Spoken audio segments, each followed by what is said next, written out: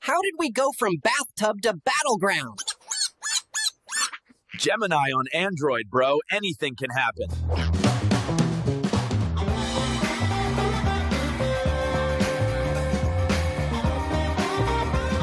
Press to create videos. Only on Android.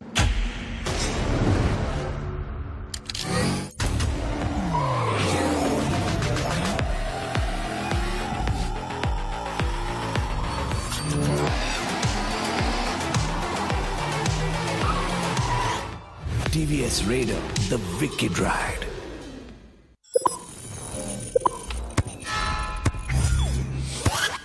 Red Bull gives you wings.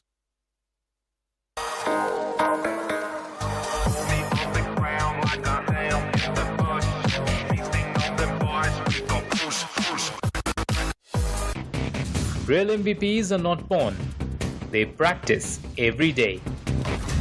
For OP moves on the field and in life. Duolingo English Test. Proud supporters of dreamers and doers.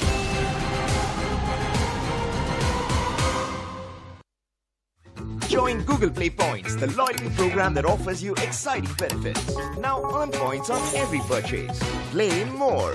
Level up to gold and platinum. And unlock exclusive rewards. He was taken too soon. I told him, lag, we have got Snapdragon 8 series Gen 3. Elite performance, unprecedented 144 FPS, zero stutter and heating. And yet, he still tried. A beautiful thing.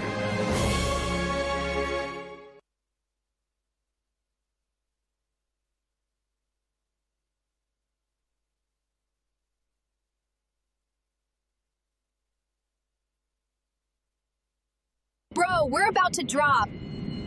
Just a second. I need to finish this video. Ask Gemini on Android, it will give highlights.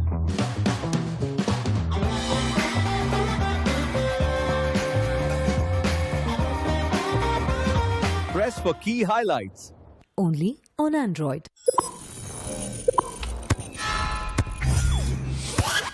Red Bull gives you wings. See god of 40R के redemption arc की हो चुकी है शुरुआत. Medal Esports are preparing to take the Season 4 medal home. Tales like Destro's magnet has finally started pulling off. क्या omega की team का दिख सकता है mega comeback? Watch BGMS Season 4 live on Jio Hotstar, Star Sports and Nodwin Gaming's YouTube channel daily 5 PM onwards. पहली बार इस tournament के इतिहास में हमने 48 टीमों को इनवाइट किया कि आइए और इस टूर्नामेंट का हिस्सा बनिए. इसके दो पहलू थे. एक BGMS जहां पे आज हम मौजूद हैं, लेकिन हर सुबह 19 तारीख से आयोजन हो रहा था BGCS का. हमारे चैलेंजर्स 24 टीमें, जिनमें 4 टीमों को मिलने वाली थी गोल्डन टिकट मास्टर सीरीज का हिस्सा बनने की. लेकिन एक टीम ऐसी निकली जिसने इस चैलेंजर सीरीज को डोमिनेट किया. उन्होंने 222 पॉइंट्स इकट्ठा किए और जहां पे second, third and fourth spot के लिए लड़ाई चल रही थी, these guys were clear winners. They became the first team to qualify before we could even get the conversation started around teams second, third and fourth. Adi of Nebula Esports हमारे साथ. Adi, वो golden ticket आपको मिल चुका है. You are now part of the Master Series. 24 टीमें यहाँ पे मौजूद हैं, 4 टीमें जुड़ रही हैं हमारे साथ. You got the ticket. अभी आपके इमोशंस कैसे हैं? इमोशंस तो काफ़ी बढ़िया है, लेकिन इतना बोलना चाहूँगा कि CS में बिलोंग नहीं करते थे, MS में बिलोंग करते थे. काफ़ी लंबा सफ़र करके आए हैं, लेकिन फाइनली पहुँच गए. बस अभी यहाँ जो भी टीम्स खेल रही है, बस उनको इतना वार्न करना चाहूँगा कि अगर कोई भी हल्के में ले रहा है कि CS की टीम में क्या कर लेगी, उनको बस बताना चाहूँगा कि दम है तो भिड़ लेना. दम है तो भिड़ लेना. आदि की टीम नेबुला और साथ में हमारी जो 3 और टीमें हैं Sinue, you got Versatile and H4K. ये आपको दिखेंगी in action on Tuesday. Can't wait for it. लेकिन BGMS की होती है यहाँ से शुरुआत. आज के सारे मैचेस खेले जाएंगे OnePlus 13 पर. Boss, can't wait for it. It's very nice to have you, Adi. Tuesday को आपसे मुलाकात होगी. But right now, I go to my main man, Johnny. After such a long and gruesome journey, we're down to the final day of the league stage in the BGMS Season 4. And I'm going to be a host of Cast Crore. John alongside with me on the panel is Scared Yet and Scared. Final 4 games separate for us from finding out the top 12 in the overall standings. I mean, that's going to be the most important conversation right now, right? Who are going to be those top 12? And even more so important, who will be those top 4? Which will be those 4 teams that will directly move to the grand final, skipping every single stage of playoffs? As of now, it seems like Seoul is definitely the most closest towards that grand final slot, especially having so many points accumulated, and they've also got a solid cushion to work with. But you never know, in these final 4 games, we might just see some heavy catapults, and we might just see Seoul as well hanging on the edge. I mean, considering Group C has got 4 games today, I'm pretty sure I think their arch nemesis, or you could say their arch rivals, Godlike, might also have a chance to move themselves up in that ranking itself. Maybe it's going to be REVENANT X Park, eventually pulling up their Soxus too, or it could be Genesis, because this team was on top and with a lead of 40 points at one point. Exactly my point, right? Even Genesis Esports can be a fierce competitor over here. And of course, at this point in time, everyone's going to try to make that mad dash in the top 4 because that's what it's all about. Yeah. We are fighting to get inside of the grand finals, and we're fighting for that trophy on the stage. But what exactly happened yesterday? Even that's a major question that's currently in our minds. And to answer all of your questions, we straight up move towards the Week 3, Day 6 recap. And looking at this recap itself, I mean, with how things kicked off, Genesis Esports, Phoenix Esports, they had those things down for them. But unfortunately for Phoenix Esports, they instantly got third party by Hero Extreme Godlike. There were many problems coming in their way, but Phoenix Esports stood pretty strong and tall. And you talk about standing pretty strong and tall. Yes, you can see the members of K9 Esports as well, as they decided to hold their ground. And when Godlike wanted to push, that's when you had Phoenix Esports destroying them. Exactly. And of course, then in the final few moments, we also did see Team Aryan do pretty good in that game 1. But as we moved on towards the second game of the day, Hero Extreme Godlike against the players of Victorious Sumus, this is where the real battle began. And Victorious Sumus, of course, it was quite a back and forth, but in the end, they did come out on top. 4TR later on moved on and took a fight themselves, but then Phoenix Esports came in with a quick third party, and 4TR somehow were able to answer back pretty well. Absolutely. Map of Miramar was a constant back and forth. Eventually, you would not have any idea as to which one would eventually win that game, and it was the members of Godlike to answer back every single one of them and claim that chicken dinner for themselves. And it was a crucial one as well, because that was their last game for that day. Without a doubt. Then you move on towards the map of Sanhok, where things got a little bit more twisted.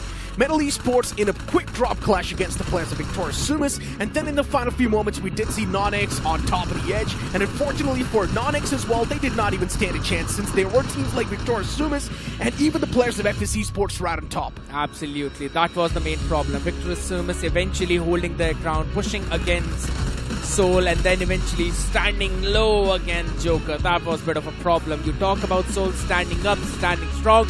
You always remember the last game of Erangel, where they almost destroyed even Metal Esports out there. But it was Metal Esports who ended up taking out the entirety of Seoul, which was quite a great thing. And of course, in the final few moments, unfortunately, when we all thought it would be God's Reign, it was not them. It was someone else to claim that chicken dinner. In the overall standings, we've got Seoul currently on the top with 545 points. Of course, it's still a remarkable lead, but you can never forget, REVENANT X Park is playing all the 4 games today. OG's is going to be playing just 2. God's Reign as well is just going to be playing 2. But here comes the real surprise, and that's going to be Hero Extreme Godlike, and Genesis Esports will also play 4 games. Yes. That means the real trouble will be on the heads of God's Reign and OG now. That's one part of the picture as well, and then you move forward towards the second page, top 12, where you're focusing next. 4TR, 4 games that they have available, and so does K9. 8-Bit in quite a concerning spot. Victorious Sumus right underneath the players of 8-Bit. And at this point in time, I'm pretty sure 8-Bit and Victorious Sumus definitely do want to make sure that they're moving themselves at least a little bit more up in the overall standings and have that cushioning to play with, because 4TR's form has been impeccable as well. And let's not forget Los Hermanos. When the situation calls for it, Los Hermanos knows how to perform. And then comes down that bottom pack itself, right? Yes, there are a few teams who've just got 2 more games. Reckoning Esports, Marcos Gaming, That's one thing. But then also Mad Kings and Meta NINZA, right? These teams, yes, they've got 4 games, but we haven't really seen that kind of performance coming out from them either ways. It's just felt like they've been constantly on and off, haven't really been looking back into their own shoes. It just feels that these teams are eventually lost. FS Esports, even though they got that one chicken dinner yesterday, that doesn't really make any difference. They're still in the bottom 3. FS Esports, honestly speaking, seeing them in the bottom 3, it's quite hurting. And especially when we know before moving inside of the BGMS Season 4, FS Esports was a team that was in red-hot form. In the past known as NoNx, but now it's a completely different story that the roster switched to a completely different name. And since they've moved in towards FS Esports, we're not seeing that same replication of the performance. FS Esports is starting to fade away. I mean, it's more or less like, you know, most of the teams deciding to play it a little bit more safe out here right now. Even though it's the Impact Week, we are not really seeing those many early clashes. It's more like teams are now deciding to play more for qualification. And in that gist, they have eventually forgotten that the way for the qualification is to win those early fights, is to take those early fights. And I don't really see them forcing those kinds of engagements, right? They're not utilizing the power play, the impact player. And today is the last day for that. So here's my question. You think today we're going to see passive games or aggressive games? I actually want to see aggressive games, right? Because for the teams who are at the extreme last phase, they have absolutely no fear of losing anything because they can neither qualify nor they can move any lower than where they already are. So they might want to go all guns-ho. And that's what I'm saying, right? A lot of these teams on the last page, they usually tend to play quite passive. And that's been the main concern for them. You talk about TWOB, they do not really like to go for those early game fights. Yeah, recently they've definitely amped up that aggression. FS Esports, the same storyline for them as well. Phoenix Esports, we did see since the week 3 came in, Phoenix Esports have definitely amped up that aggression. They're going for the fights as well. And that's one of the main reasons why now Phoenix Esports is at least on the verge of making them towards that second page. But generally speaking, since, as you mentioned, today's going to be the last day, they should amp up the aggression even more. This should be like, you know what, since we're moving towards the playoffs anyways, let's practice our firefights. Absolutely. And to be very honest here, I would want to see the exact same thing from Reckoning Esports as well. And if you really think about it, MyG, Loss and Hermanos, this team used to thrive on those early fights. Every single time they would take a drop clash, I would say that, yes, if it's MyG, Loss and Hermanos, they've lost 2 members, no worries. It's absolutely fine. They will still come out on top. They would always come out on top in those clashes. And MyG, Loss and Hermanos recently, yes, of course, we're seeing them back in that form. They're having those on and off days, but at least they're having those on days, right? That's a good thing. Because in the week 2, in the final few stages, we saw Loss and Hermanos completely lost out. And that was one of the main reasons why they fizzled away from that top 12. Because before that, in the week 1, Loss and Hermanos was doing so good, pretty much in the top 8. I mean, yeah, there was a time when they were actually in the top 8 as well, and we were having the discussion itself that if this form continues, we might potentially see this team contesting for the top 4 too. We were never really on the verge of seeing any new big name who would move all the way up in that ranking, right? But MyG, Loss and Hermanos was that one team. But right when we had that discussion, from that day onwards, their downfall eventually began, and now that even not in the verge of qualifying for the top 12. And once again, for the audience that are just tuning inside of the BGMS Season 4 broadcasting, the English one, to let you guys know that after this league stage, we will not see any eliminations yet. But in the playoffs, that's where we'll see the first ever elimination in the BGMS Season 4, which will be happening a day after tomorrow. And you've only got 4 games to prove yourself. That's the most twisted thing, if you ask me. I mean, if you really look at that picture, yes, you've only got 4 games to prove yourself, but the bigger part of that picture is you've had 56 games to prove yourself out here right now. That's the big thing. Throughout the entire 3 weeks of our schedule, we had that, yes, there was a lot of time for these teams to at least pull their socks up, move all the way up in the ranking, be in that cutoff position, right? And who would have actually thought that the cutoff would be somewhere around 400 points? I predicted yesterday that the cutoff for top 12 is going to be somewhere around 410. All right, you know what? Let's start speaking about a few more teams that might just stand a chance to directly qualify in the semifinals, right? I'm speaking of K9 Esports as well. I just knew K9 Esports, even they have been quite on and off, right? They have that one massive game. K9 Esports instantly makes a comeback. But generally speaking, I do believe the fact that K9 Esports can make it in the top 12. Yeah, they definitely can. They've got 4 games today right now. You talk even about the average points. Yes, they're going to clear that cutoff. That again, I'm just predicting that one. But I really want to see if they'd be able to make it or not, ladies and gentlemen. A lot of questions to be answered after this short break. Don't go anywhere.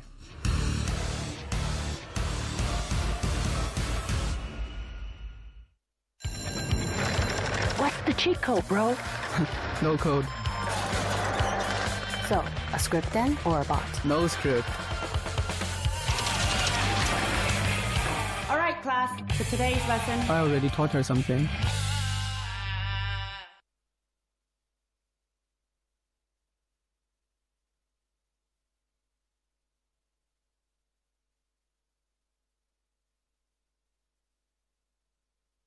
Unlock BGMI's new gold spin starting at just 10 UC. Limited time offer on Google Play. How did we go from bathtub to battleground? Gemini on Android, bro. Anything can happen.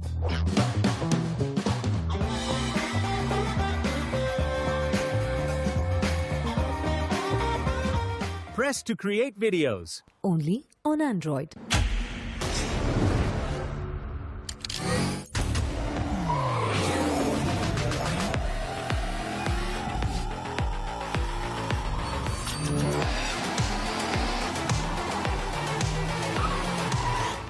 TVS Raider, the wicked ride.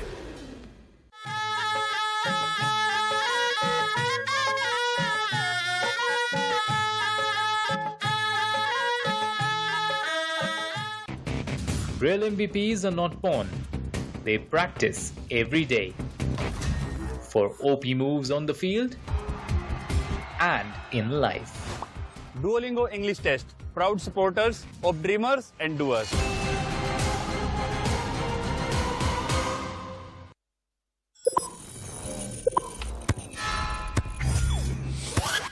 Red Bull gives you wings. Unlock BGMI's new gold spin starting at just 10 UC. Limited time offer on Google Play. He was taken too soon.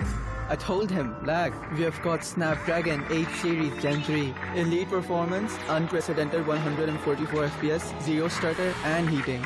And yet, he still tried. A beautiful thing.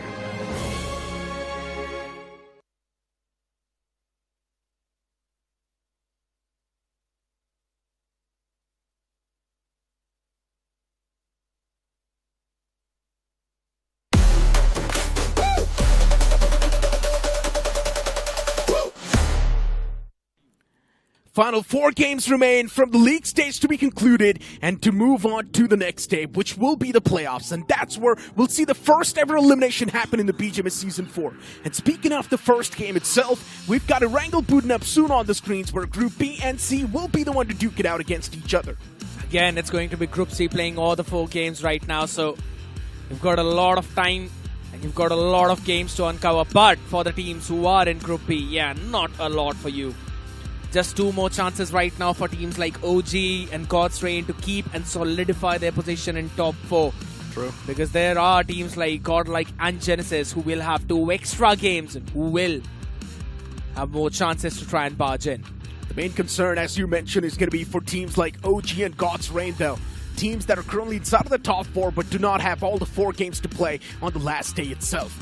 It does sound a little bit messed up, but it is what it is, and that's what brings in that real twist. That means OG and God's Reign, they have to perform the double they usually used to. Yes. In one game, they have to get pretty much the equivalent to 2 games points. I absolutely agree. And then you'd also have to think about the fact that there might be other teams who will perform on the similar note, so you would want to perform even better than that. So it's like go beyond plus ultra right now. And that is going to be the name of the game for all of these big names out there. And also for the ones who want to qualify up in top 12, ladies and gentlemen, as the first map now kicks off. Plane moving all the way up from Zarkian shooting range, ending down south in military base. Quite centralized plane path, a little bit tilted towards the western hemisphere. This plane flight path, as you mentioned, a little bit tilted towards the left side of the map. If the teams do want to move in towards Yasna Poliana, will be an extra stretch, but let's see if they can actually make it or not. TWOB taking an exit off the rip towards Zarki, or maybe they can go towards the Georgiapal Apartments as well. K9 Esports, they like to drop towards Severny, and that's where they're going to go once again. 4TR dropping towards the Georgiapal Apartments. That's where they have been dropping since the start. I'm still searching for a few more clashes. Since the teams at the bottom, there's a big chance they might just go for this opportunity. I mean, teams like 4TR as well, right? The more aggressive they play, the better they've been looking. So I would really want them to quickly loot up and then go on and hunt for some of these other teams right now. You talk about the team hunting. There is going to be one happening in Zarki. You mentioned about TWOB. There's one more team right next to them. I think so. It should be Revenant X-Park, the gray that it's there. Yep. Just get the 100% confirmation for that as well pretty soon. Because that drop clash, it's going to be fun. But here's the thing, TWOB are playing with 3 members right now. Pukar is sick. That's got to blow. TWOB starting things off already with the handicap. Not sure how the conversion's going to look like for TWOB, but I'm pretty sure TWOB has accepted their fate. They know they're anyways going to move on towards the playoffs. They're just playing over here for a formality or either get their hands warmed up. But as I mentioned, the main focus is going to be on teams like REVENANT and Xpark as well, who've got all the 4 games to play and who are still inside of the top 4. But specifically for God's Reign, I'm not exactly sure what they can do to try and make that bounce back in the overall standings, because since they've only got 2 games left today, and the remaining teams, they've got 4 games around them, God's Reign, one thing is for sure, man, they need to go all guns blazing. They need to perform extremely well in all the games they've got today. And you'll have no second chances out here right now. No those opportunities where the circle is forming in around you and then you can make it in. Nope. Not really happening out here. So it's all going to be full focus out here in these 2 games. Mad Kings dropped in somewhere around Rozhok. Eventually want to go in for some kind of chase. Oh, hold on a second. I know we are still watching TWOB and REVENANT Xpark, but AKOP is actually being chased by the members of Mad King, so there could be some trouble brewing up for OG early on in this map. Even for OG, the problem's going to knock their doors. I'm not exactly sure what they can do in this given position. Just imagine, right? The amount of points you would need to get if you're OG is insane. Bare minimum 60 points. Yeah. You need to compensate for 4 games in just 2, which is absolutely mind-boggling if you ask me. But hold on to that thought. REVENANT Xpark straight up battle stuffing down the players of TWOB. There is still Avi right behind this cover. And Avi, the man's running thin on patience. He wants to push up close and personal, eliminate the players of REVENANT Xpark. But TWOB, they've only got 2 men standing. While RNTX, they've got all the 4 players still alive on the block. One of the men from the side of REVENANT Xpark does want to make it up close and personal, but Ovi, the man's completely lost, and even Mac gets eliminated from the game. That's going to be it for TWOB in this game, and REVENANT Xpark, quick 6 points on the board. Early smile coming in on the face of Trace as well, you could clearly see. Instantly understanding which team is not really... That's 10 points. Fair. That's Impact player 8 points and 2 points of the last player. Yeah. Early 10 points already going in. Crazy stuff from REVENANT Xpark. That's the exact reason why they were on top for such a long time. Utilizing the power-ups perfectly. You might not need to be the strongest. You need to be the strongest when you've got those power-ups. Yeah, but the main problem is now that 4TR as well is going to come into third party. And if 4TR does get their hands on the bounty, they will easily breach in that top 12. A lot of desperate teams today. And we're definitely going to see that chain reaction instantly. By that, I mean third parties after third parties. I really want to see that happen as well. And it's not just about God's Reign, right? There's a lot of teams around the top 12 who've only got 2 games to play today. And in those 2 games, they have to compensate for 4. Which is insane. Have to see if they'll be able to do that or not, right? Because, again, if you're looking for those early fights, you've got to take all of that in power play. Oh no, mess up. 4TR, they've got no clue that Trace is in the back. He did not fire. He lets him slide. Oh But my goodness. for Trace, his position's now noticed. That was his chance. Trace should have went for those shots. He could have found an easy opening, but no, he messed up big. And now Trace is also getting shot at in the back. Pain is live in the front, and Pain is live. Pulls out the S12K and shuts down Trace. Impact player versus Impact player, and Pain is live for the win. And now the opportunity which Trace God had where he could have got 2 knocks. Overly trigger discipline. You could say the trigger jammed out there. I'm not even sure what he was doing. The players were out in the open. They got outside of the vehicle, and they were standing right there. But Trace still did not go for any sort of shots. My mind's boggled. But 4TR, at this moment on,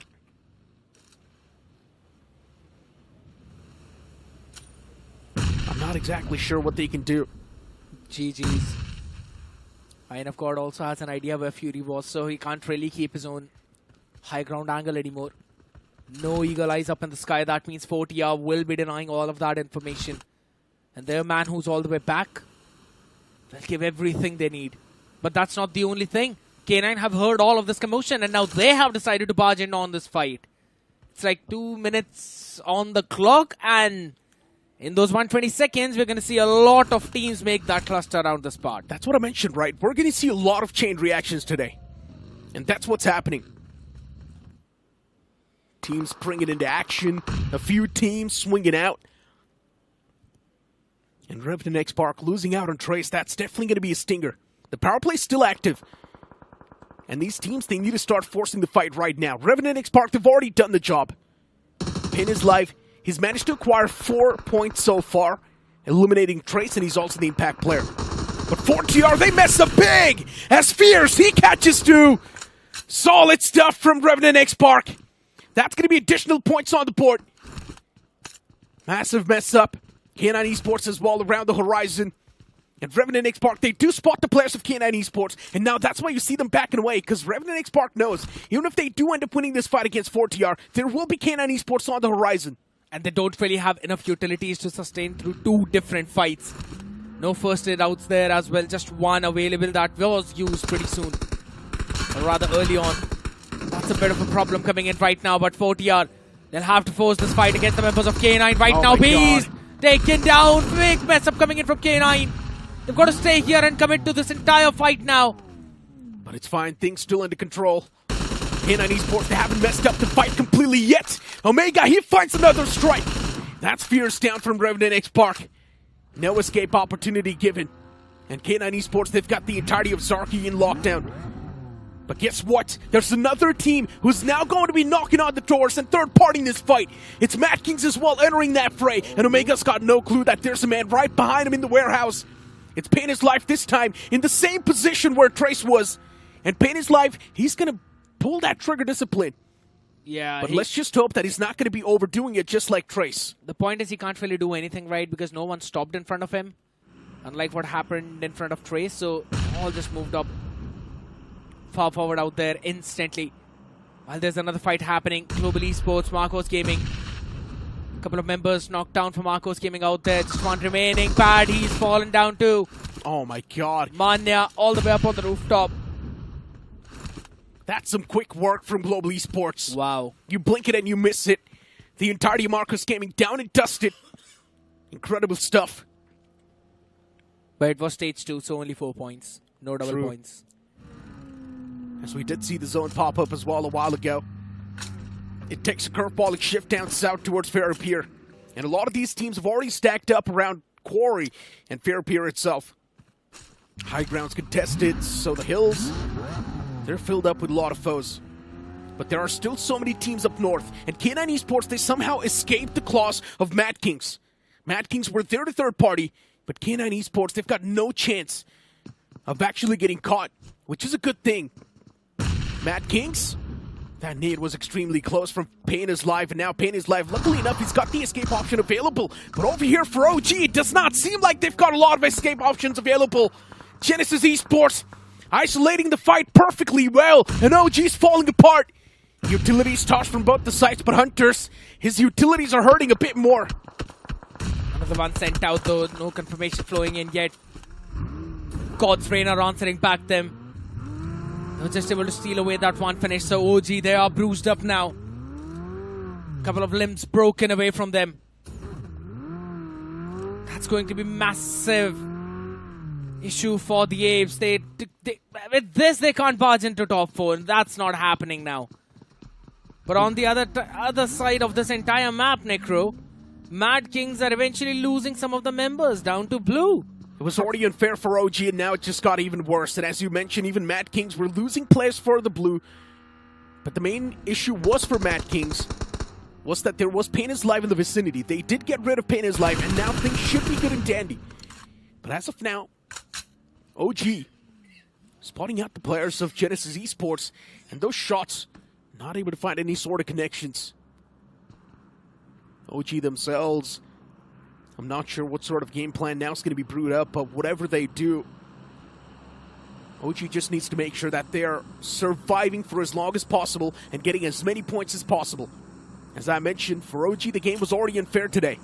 They've only got 2 games to play, but technically they could have compensated yesterday for today's day. Yeah, but that's not really happening now.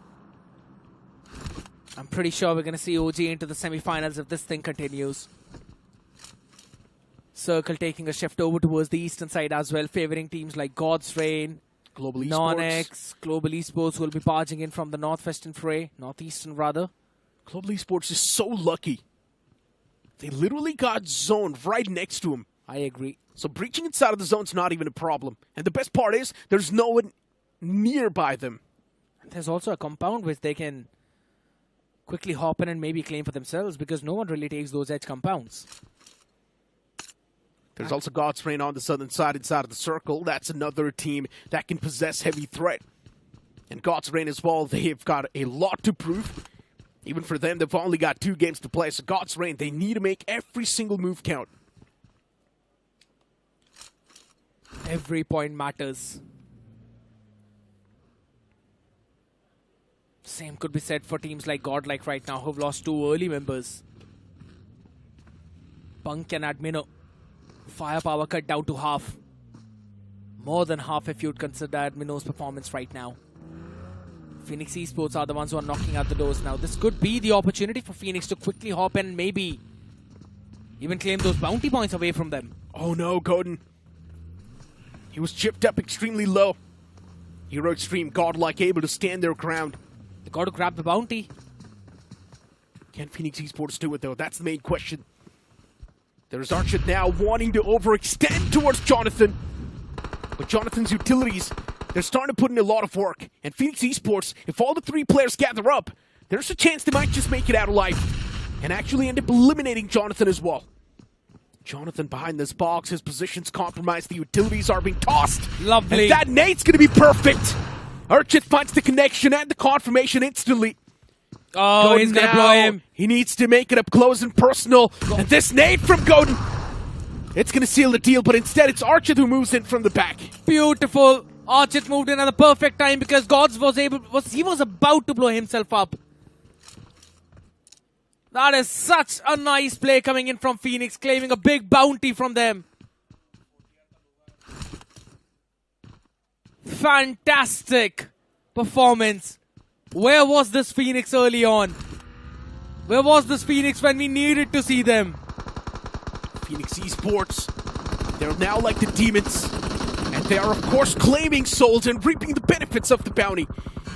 But Soul themselves, they don't feel too good. They've lost out on too many men at this point. And Soul, if they keep on losing the duels like this, it will be problematic. Mad Kings have already lost out on too many players in this duel. And what am I watching? Iogi's in the playing for? Yeah. The analyst of Soul? What? This is unbelievable. Legit is able to find the last man as well, and that's going to be it for Mad Kings. Legit just takes down all the 4 players of Mad Kings. This is some unbelievable stuff from Soul. Ash, he's right there around the block as well, so he needs to be a little bit more careful. But legit, he did enough. He got those 4 quick eliminations for his team. Big one coming in from Legit. Mad Kings were the only teams who could have claimed the bounty of Soul right now, and that ain't happening. So good luck with that. Oh, but OG still in problematic grounds. As Genesis Esports, they've lost out on Hunters. Gravity and Zap next to each other, and Genesis, they might just have too much on the plate now. But OG, they're still making sure that Genesis Esports will not be able to take this fight easy on. OG, they've somehow equalized the man number, which is absolutely insane if you think about it. Genesis Esports have the man advantage at the start, but Genesis, they still start a strike. And OG, they're losing out on too many men. I think he's now the only man standing, but NoNx, they come in with a quick third party. And NoNx, they might just be able to wipe out anyone that stands in this ground. I think he's the only man surviving for OG, and NoNx, they're here to claim the points. They really want to seal that one away as well, and that nade will do the job. Viper hops in at the perfect time as Zap will be destroyed through the window. It's God's Reign again. Watching like the vultures, waiting for the time to strike. All the way from the center of the circle. Phenomenal play.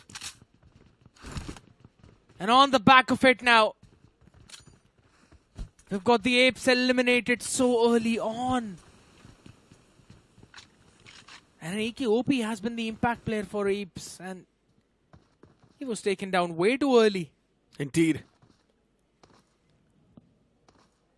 And for OG, that's what I mentioned, right? Against Genesis Esports, OG was on a big disadvantage. Genesis Esports got those 2 quick eliminations the moment they head inside of the fight against the players of OG. And OG was somehow able to make that bounce back in the fight itself. They ended up taking the fight down to a 2v2, and then in the end, of course, we saw that third party from NoNx. But I love the fact that Genesis Esports, the way they found the advantage the moment they headed in, it was insane. Some quick moves from Genesis Esports, and that's what we like to see, the aggression. I'd want to see the same aggression from 8-Bit. They've been silent for such a long time now. They only have 6 teams remaining, including their own. 5 teams right now, and 8-Bit has not been the part of any action. That's pretty interesting to see if you talk about it. To be honest, it makes a lot of sense as well. It's the final day of the league stage. And we all somewhere down the line knew the fact that there will be a lot of targeting happening, and there will be a lot of early game fights. And 8-Bit just did not want to be a part of the early game chaos. That's it. 8-Bit knew getting the chicken dinner is going to be much more easy. That's going to be guaranteed points at the end of the day. And 8-Bit, that's why they're over here. If 8-Bit does end up getting the chicken dinner, that will be the best possible scenario that they imagined. Or else just try and get as many elimination points as you can in the final few moments. I mean, but in the final few moments, they were deciding to spread 2-2 and send 2 players right to the front center. Oh my god, those shots. Lovely one as Power instantly gets a knockout. But it's still open from every single direction. Doesn't matter if he gets a knock on one of them. 8-Bit's not in a good spot. The vehicle's already smoking, and S-Power, he's catching too much hurt upon himself. Archit is already going for that revival on Godin. But 8-Bit, at least they found themselves a bit of that dip to play with. That's definitely going to help them a bit more. Lovely shots from Ash as well. Cover fire was there. Eventually stopping any kind of push coming in on by the members of 8-Bit now, and they themselves find themselves in pickle. Being pinched in from 2 different directions. Global Esports from one side and Phoenix on the other. Answers are still there. Long range fight still going in for the side of 8-Bit as they keep on finding the knock onto the members of Phoenix. They're losing themselves as even NoNx decide to join in the fray. Phoenix, their wings have been cut. And all they can do is crawl. There's still one man on the chase, on the prowl against 8-Bit. And that man from Phoenix Esports gets eliminated eventually. 8-Bit, though, just look at the amount of hurt they're catching upon themselves.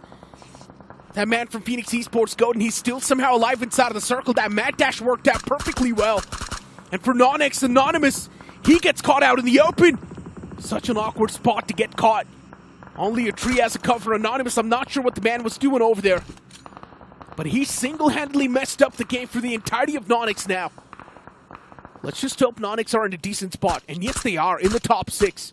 They could have stood a chance to make it in the top 4. They still do have it, but only if they get a chicken dinner. We'll have to see on that again. If NoNx will still position themselves pretty well in this game or not. Phoenix now again positioned a bit more towards that left-in fray.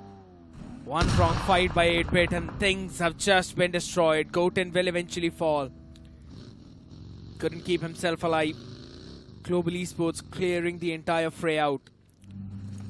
I still think it's going to be a God's Reign game. With the way how they're looking pretty solid out here, comfortable as well. They've got the high grounds. The only pretty solid hill control that technically is there in this entire area.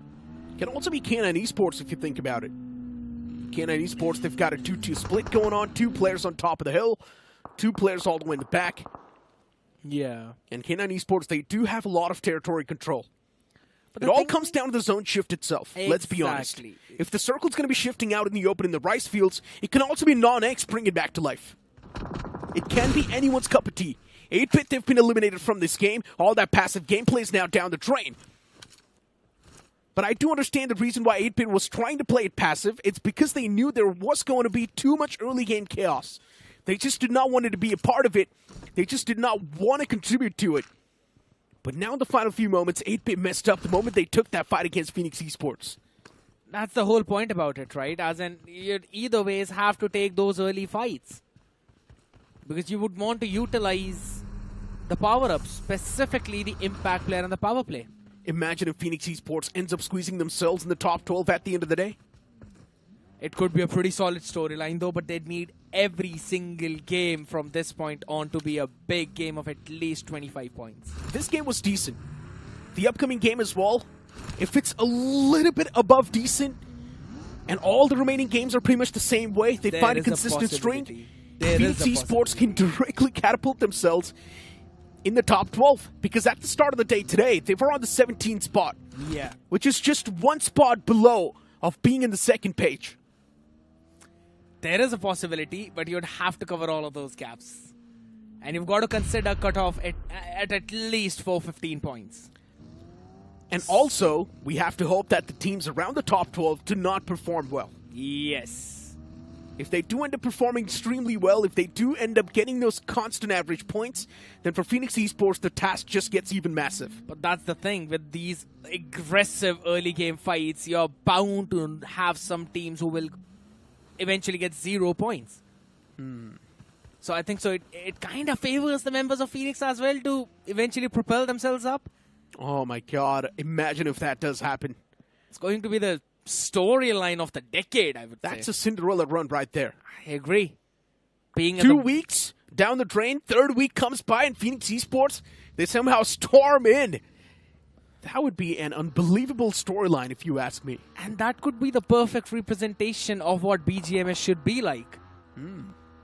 Because it's not really just for the teams who are very strong to be and stay strong, but also for the teams who are all the way down, who are weak, who people think might not make it into those semifinals, might not make it into those grand finals. Even those teams having an opportunity to make the mad dash run in. Jokes apart, though, as of now, though, K9 Esports... How's that serious, though? They can definitely make it in quite a solid spot. Yeah. They've got all the 4 players standing in the top 4 of this game as well. That means K9 Esports, if they continue to play the same way, they should be able to squeeze at least in the top 2. But as of now, Global Esports have already found the first opener against the players of NoNx, and NoNx is starting to crumble apart. It's not a good news. NoNx, they might just run in the open arms of K9 Esports, but the moment the players of K9 Esports saw those 2 players of NoNx charge in, K9 was on the run. Do not want to be part of the action as of now. They want to reunite first and then maybe think of what they want to do, which makes a lot of sense. It's more like the first 2 teams to decide fighting will eventually lose. So they're just waiting. Look at Global Esports. They've already came through. Global Esports is on the prowl. They're on the heights. Oh my god! And Slug! This man is beaming down anyone that's in his crosshairs. What a laser beam this guy is. Shuts down the man in the front. Global Esports, they came in with the third party, but now that third party has been spoiled. What a nasty knock coming in from Slug. He legitimately saved the members of NoNx, and the circle wants K9 to win this game. Moves down south yet again.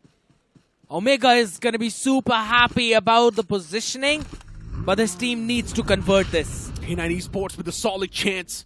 A solid shot at winning the game. Kalyug's knocked out from NoNx. For NoNx now, just one man's healthy. Kalyug gets confirmed as well in Global Esports. They're on the prowl, on the hunt. Global Esports, the moment they found that first man from NoNx, they wanted to shut them down completely.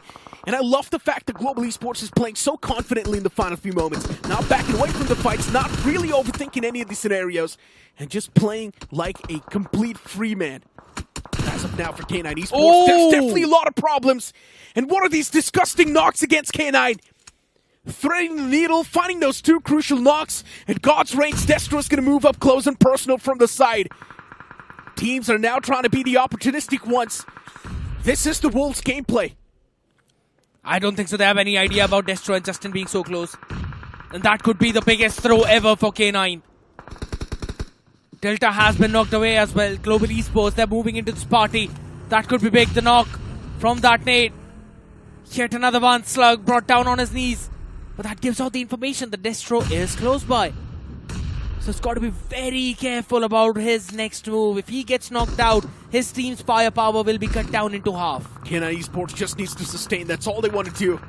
They just want to stay alive. But the way God's Reign is playing, constantly applying that pressure, they're clever. Destro, yes, he's split apart from the pack. Understandable. But those remaining players from God's Reign, they can definitely pack a lot of punch as well. And they definitely stand a chance against the players of Global Esports. But since the zone is on the move, the players from God's Reign, they need to move out in the open. And a fight will be forced between K9 Esports and God's Reign soon. K9 sustaining the ground is all they need to do. They just need to play defense completely.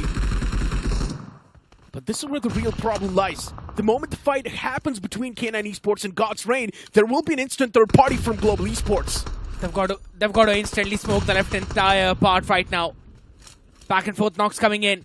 It's going to be God's Reign rather the finding knocks on both the ends. That eventually stops Global Esports from going in for the third party. And it's also rendering K9 with a man down less. That were two big wins coming in from God's Reign. And now they're going to force themselves into this fight. Okay, I just got the revival! And they also found the first knock. But still the trades happen back and forth. And now for God's Reign, even they've got only 3 men standing. Utilities, they need to be tossed exactly on the mark. A nade being cooked from Beast. Is it going to find the connection? That's the main question. The answer is going to be no as of now. But for K9 Esports, defense is going to be the most offensive thing that they can pull off. And at this point in time, K9 Esports is playing the defense perfectly well. Or at least Beast was. He was the only person keeping K9 Esports alive in the end. But then Global Esports with an instant third party just sealed the deal and got the perfect game. Massive one coming in for Global Esports as a circle shifted on them at the very last shift. It was the stage 8, but K9, the early 2 knocks. I told you the moment a fight is forced between K9 Esports and God's Reign, Global Esports will go for the third party. It was pretty much simple, and that's what exactly happened. And here's the thing, that's what I was saying, that you have to smoke the entire left part first so that Global cannot get any line of sight. They were sitting in the circle and they were constantly spamming it down. That was the big reason that fight could not come to fruition in a proper manner. Those were the big issues coming in for K9, and eventually they're third in this game. They're not even second. Beast lost that last 1v1. As I mentioned, for K9 Esports, all they needed to do was play defense. They could have just held back, let the players of God's Reign move in. And that was the best defensive thing they could do in that scenario. Just play defense. But instead, God's Reign's utility utilization was perfect. The moment they found that first nade connection, that's when K9 Esports was in major panic. And then instantly we did see Ninja Boy as well get knocked out. In the final few moments, we saw Beast just completely cornered since he was the only man standing, and Beast was able to find those 2 quick eliminations. But after that, getting the conversion on the final man of God's Reign was just impossible. Justin got that last man of K9, but an instant third party from Global Esports secured the entirety of the chicken dinner. It was perfectly played from Global Esports, but as of now, let's move on to a quick short break. We'll be right back with the post-game stats.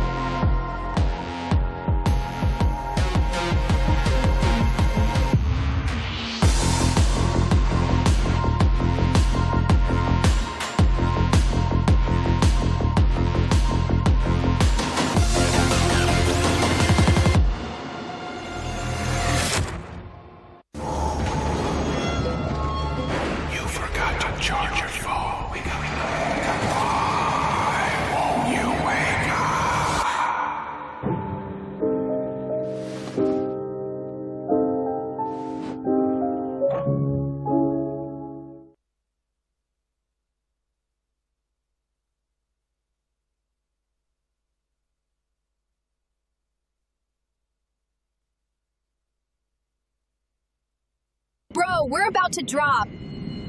Just a second. I need to finish this video. Ask Gemini on Android, it will give highlights.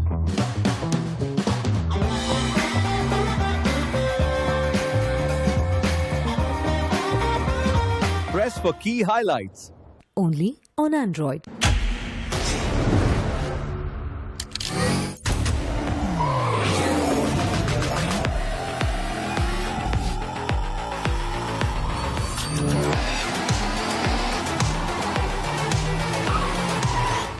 TVS Raider, the wicked ride.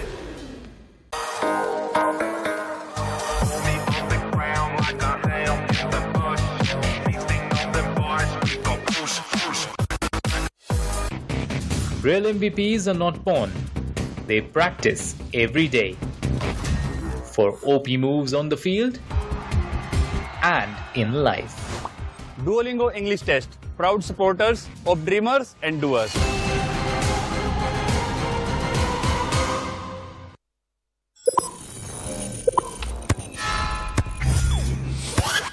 Red Bull gives you wings. Join Google Play Points, the loyalty program that offers you exciting benefits. Now earn points on every purchase. Play more. Level up to gold and platinum. And unlock exclusive rewards.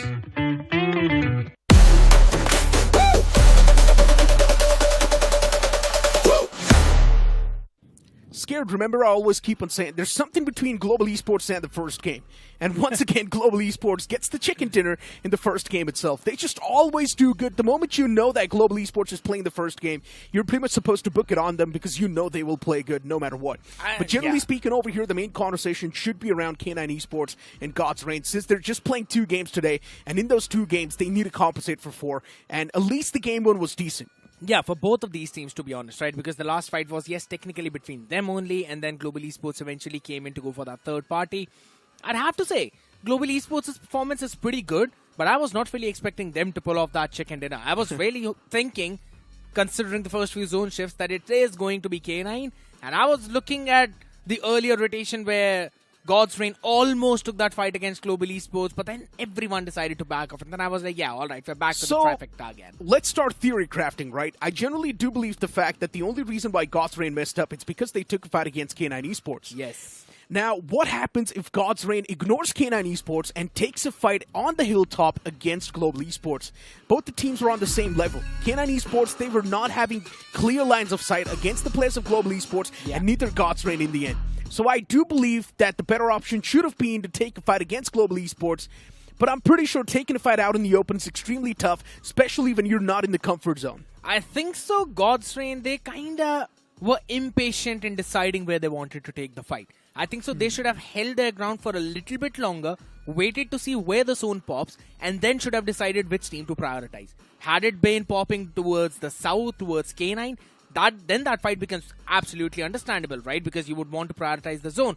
If it pops a bit more over towards north, which it actually was, then the fight with Global Esports becomes even more important. So when that fight, hold up for the defense, hold up for the third party, you win the game. So yeah. But I look at it a little bit differently, right? For God's Reign, the remaining 3 players were outside of the zone. And the only man for God's Reign who was inside of the circle was Destroids because he pushed up against K9 Esports. Yeah, but the thing is, it was an awkward position out here down towards the center of the road, only behind 1 tree. That position was good only for 1 player, but if you're talking about good and 1 player, then that definitely was Spray God. 5 finishes coming in for the man with going all out, and then Ninja Boy from K9 being the rescuer of the team. Manya comes in with the finisher. He's got 4 finishes. Spray God has got 5 finishes. I've got another possibility for that entire angle of the fight. Go ahead. God's Reign pushing up around the players of K9 Esports, understandable, but they should not have committed to the fight.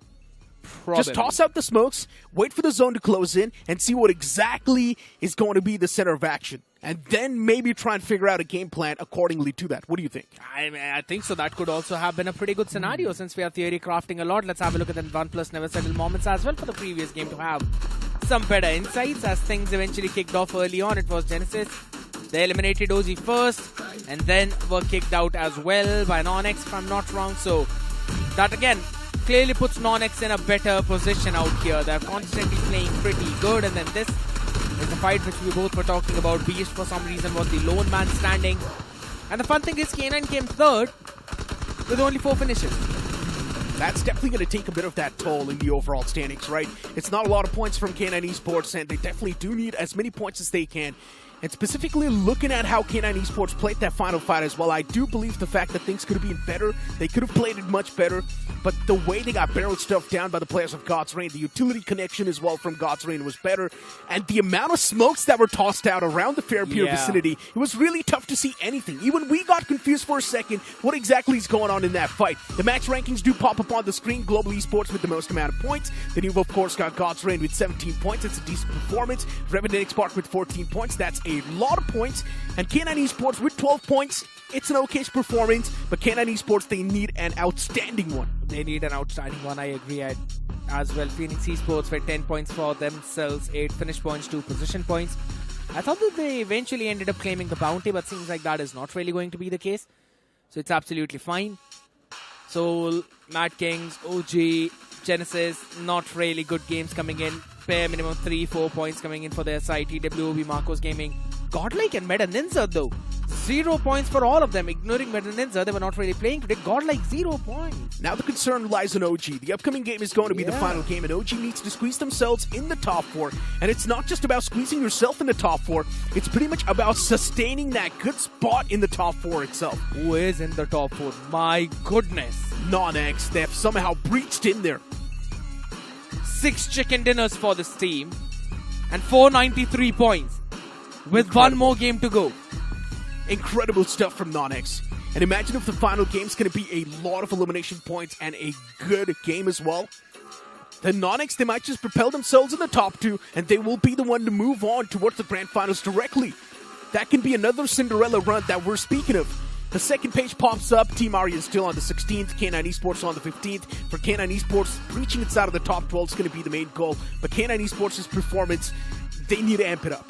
They got to amp it up big time right now. Yeah, I agree. Just with 410 points, it's not going to cut it. You've got to go at least towards 415, maybe even more. Phoenix Esports down in the 23rd spot. 290 points. It was Reckoning who was down on the 17th spot out here. I don't know if they'd be able to qualify out, and that's going to be a big question mark as well, right? Because again, Reckoning, again, a team of Group A only having 2 more games. You need 30 point or maybe 40 points bangers for eventually moving all the way up.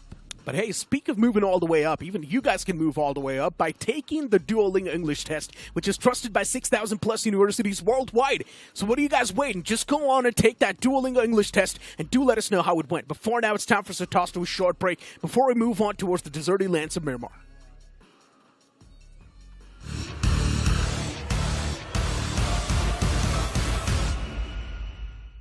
He was taken too soon.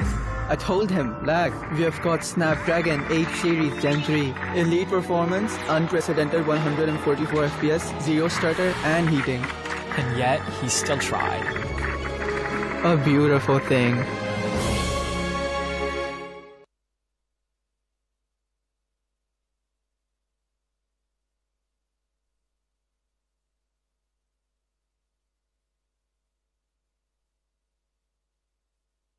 How did we go from bathtub to battleground? Gemini on Android, bro. Anything can happen.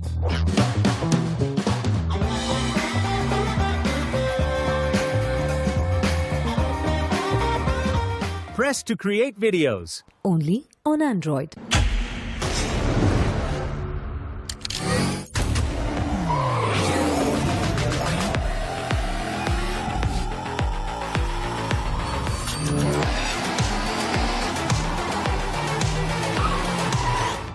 TVS Raider, the Wicked Ride.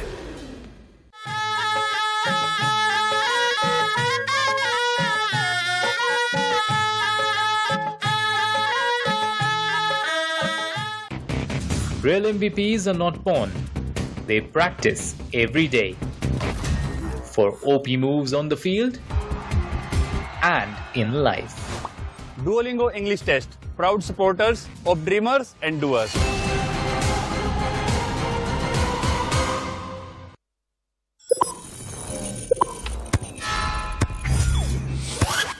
Red Bull gives you wings. What's the cheat code, bro?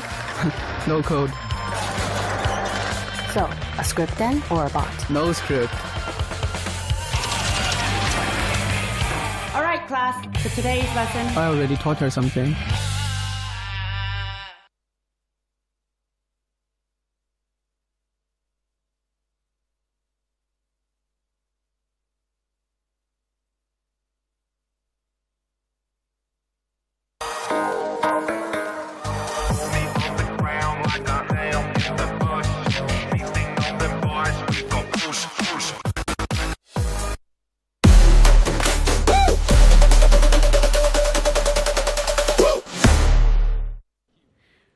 Welcome back after that short break, and within a few moments we're gonna jump in the deserty lands of Miramar, where things will be extremely fired up. But you know what else is fire? This wicked ride that's on your screen right now. Let's not forget that Deadpool variant as well. It looks absolutely sick, but we cannot even forget that Wolverine variant. It looks great as well. And especially that GTT cluster with 85 plus connected features.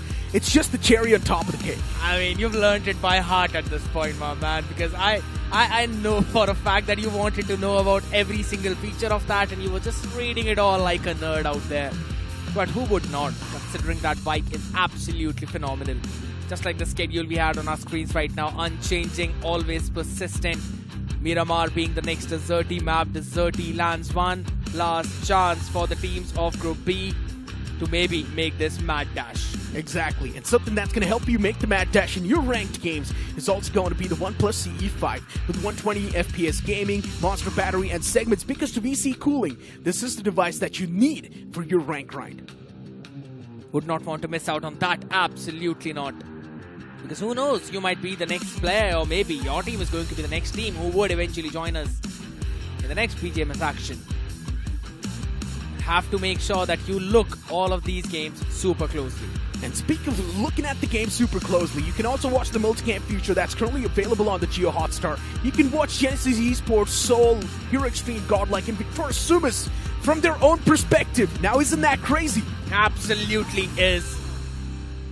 Except for one team out here, everyone else will be playing constantly. So you would want to see all of them on their specific features out here. But here's the thing, right? Let's bring the discussion back onto the members of Apes right now.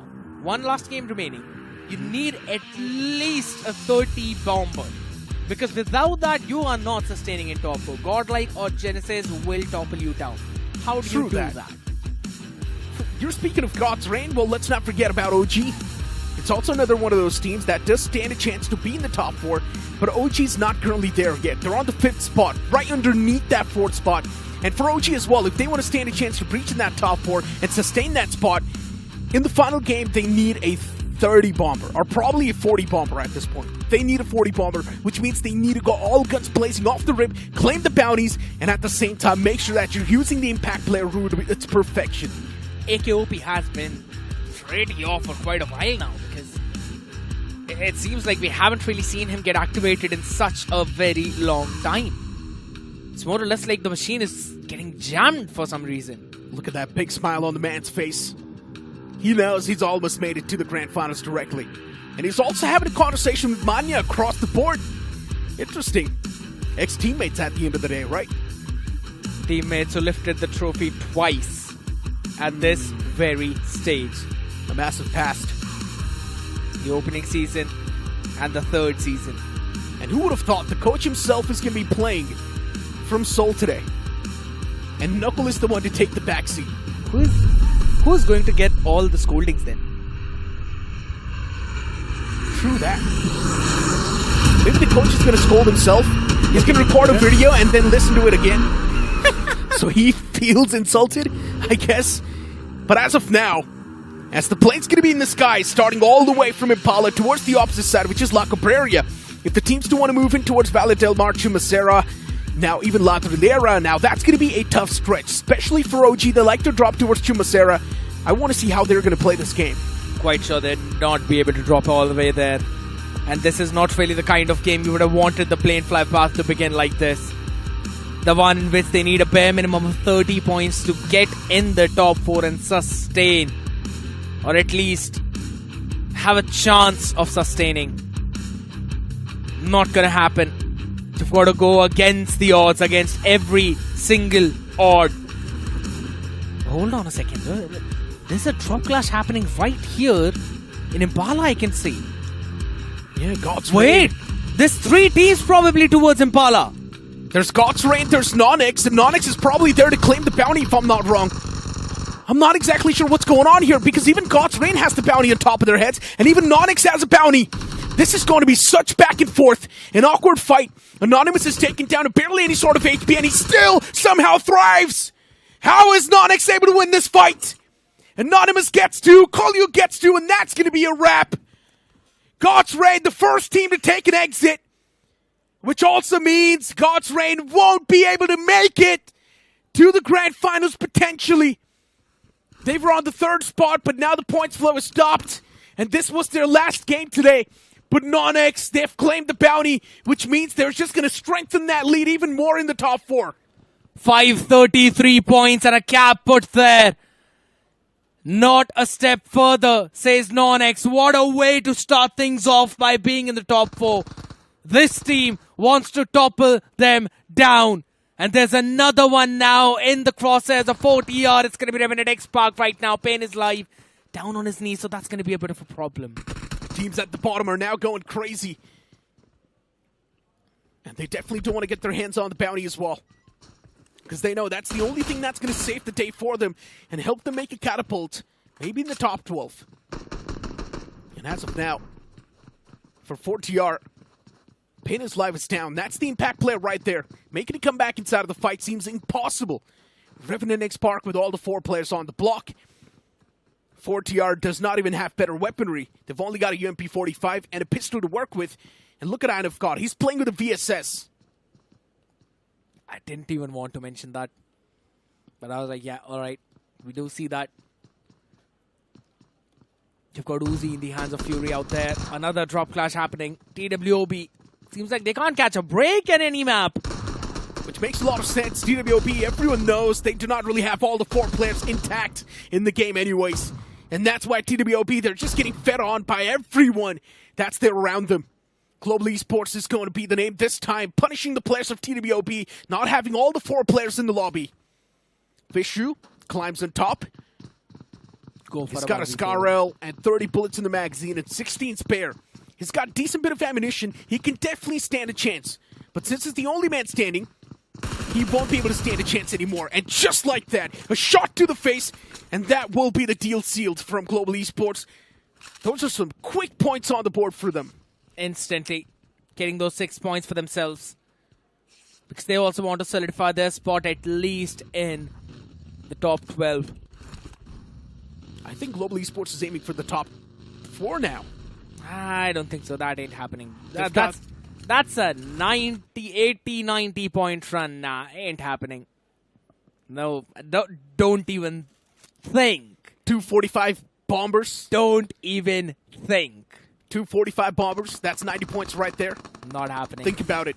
Not happening. BGMS is the place where that can actually come through. Absolutely. And we have seen that happen in the past. Once. But hold on. 4TR in a problematic stance. Anofgod, he's got the DBS to work with. Luckily enough, the man did not have a VSS, but it does not even matter. It's unfair. Gets knocked out by utility. And Anofgod just looks at the back. He does not even know what hit him. He wants to back away to safety, but Anofgod will be eliminated soon. Look at Fury. The man's out in the open on the road. How much confidence does Fury have? Pushing up close and personal against 4TR, but Mad Kings have already found the advantage. Revenant X Park, they need to be a little bit quick on the trigger and also careful. 4TR is being punched in from 2 different directions. Not really something they wanted to see happen. Big problems coming in. The only grace is going to be if Revenant X Park starts fighting against Mad Kings, which has begun. Maybe this is something that they kind of wanted. Trace eventually gets a finish onto Z-God as well. So many fights breaking out off the rip. 4TR is getting ripped apart from both the angles. And even Mad Kings is getting ripped. Nowhere to go. The place is stuck. Mad Kings soon will be eliminated from the game completely. There's just that one man. The final glimmer of hope on top of that stairs. At the moment that man gets eliminated from the building, Revenant X Park will have a lot of angles to work with and a lot of space to work with. The remaining 2 players of Mad Kings, They're a bit far away. But Revenant X Park, it feels like they've got the grip all across the Picado. They're not going to let the players of Mad King slip by just like that. Revenant X Park, they've taken down a lot of players already. 2 men from the side of Mad Kings, or maybe 1 man, and the 3 from the other team that was there in the close proximity, which was 4TR. Big play coming in Apollo as well, now falling down. Revenant X Park really want these early 16 points, don't they?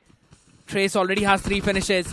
The Impact player doing a fantastic job right now. This push has been destroyed. You see the player up in front of you, and Sam is dealt with. Fantastic play coming in from Revenant X Park at Trace. Catches another. And just like that, 4TR and Mad Kings have been sent back packing home. That's some clinical stuff. And look at the overall standings now. Revenant X Park, they've already surpassed the players of Seoul. On the first, Seoul is on the second.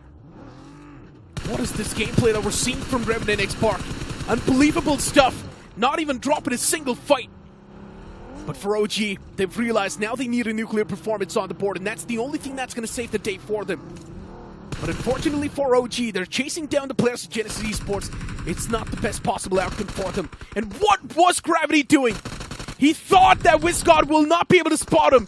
WizGod knew where Gravity was. Strikes down that player, and Genesis Esports, they're already handicapped. Rookie mistake from Genesis. Bro thought he was Drax, that if he does not move a muscle, the light is going to pass through him. That doesn't happen. Not even for him. Out there now, the chase continues, as Genesis was the team that ruined the game of OG in the previous one. So, they kind of want that revenge. And let's be honest, with how fast this game is going, we're still in stage 1. We've already gotten rid of 6 teams. By the time we'll reach stage 5, we only will have 2 teams. So there's no point in surviving. Run and fight. I absolutely love it. The aggressive gameplay is what's going to save the teams, and that's what they're pulling off as of now. Genesis Esports might just be the next in line to be eliminated from this game. And OG, they're making sure that Genesis Esports will start numbering their days. Final man, Hunters, he's on the run.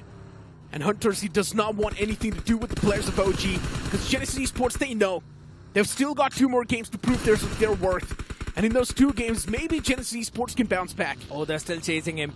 They're still chasing him. We have seen this previously, have we not? Hunters, he always has been the winner, but this time, the Apes will shut him down. No second chances for Genesis as they get eliminated at the 10th spot without any finishes. Look at the zone. Centering on up towards Los Leones. This might just be an urban warfare, but there's not enough teams alive. We've only got 9 teams left standing. And soon, K9 Esports and Seoul is going to be locking horns.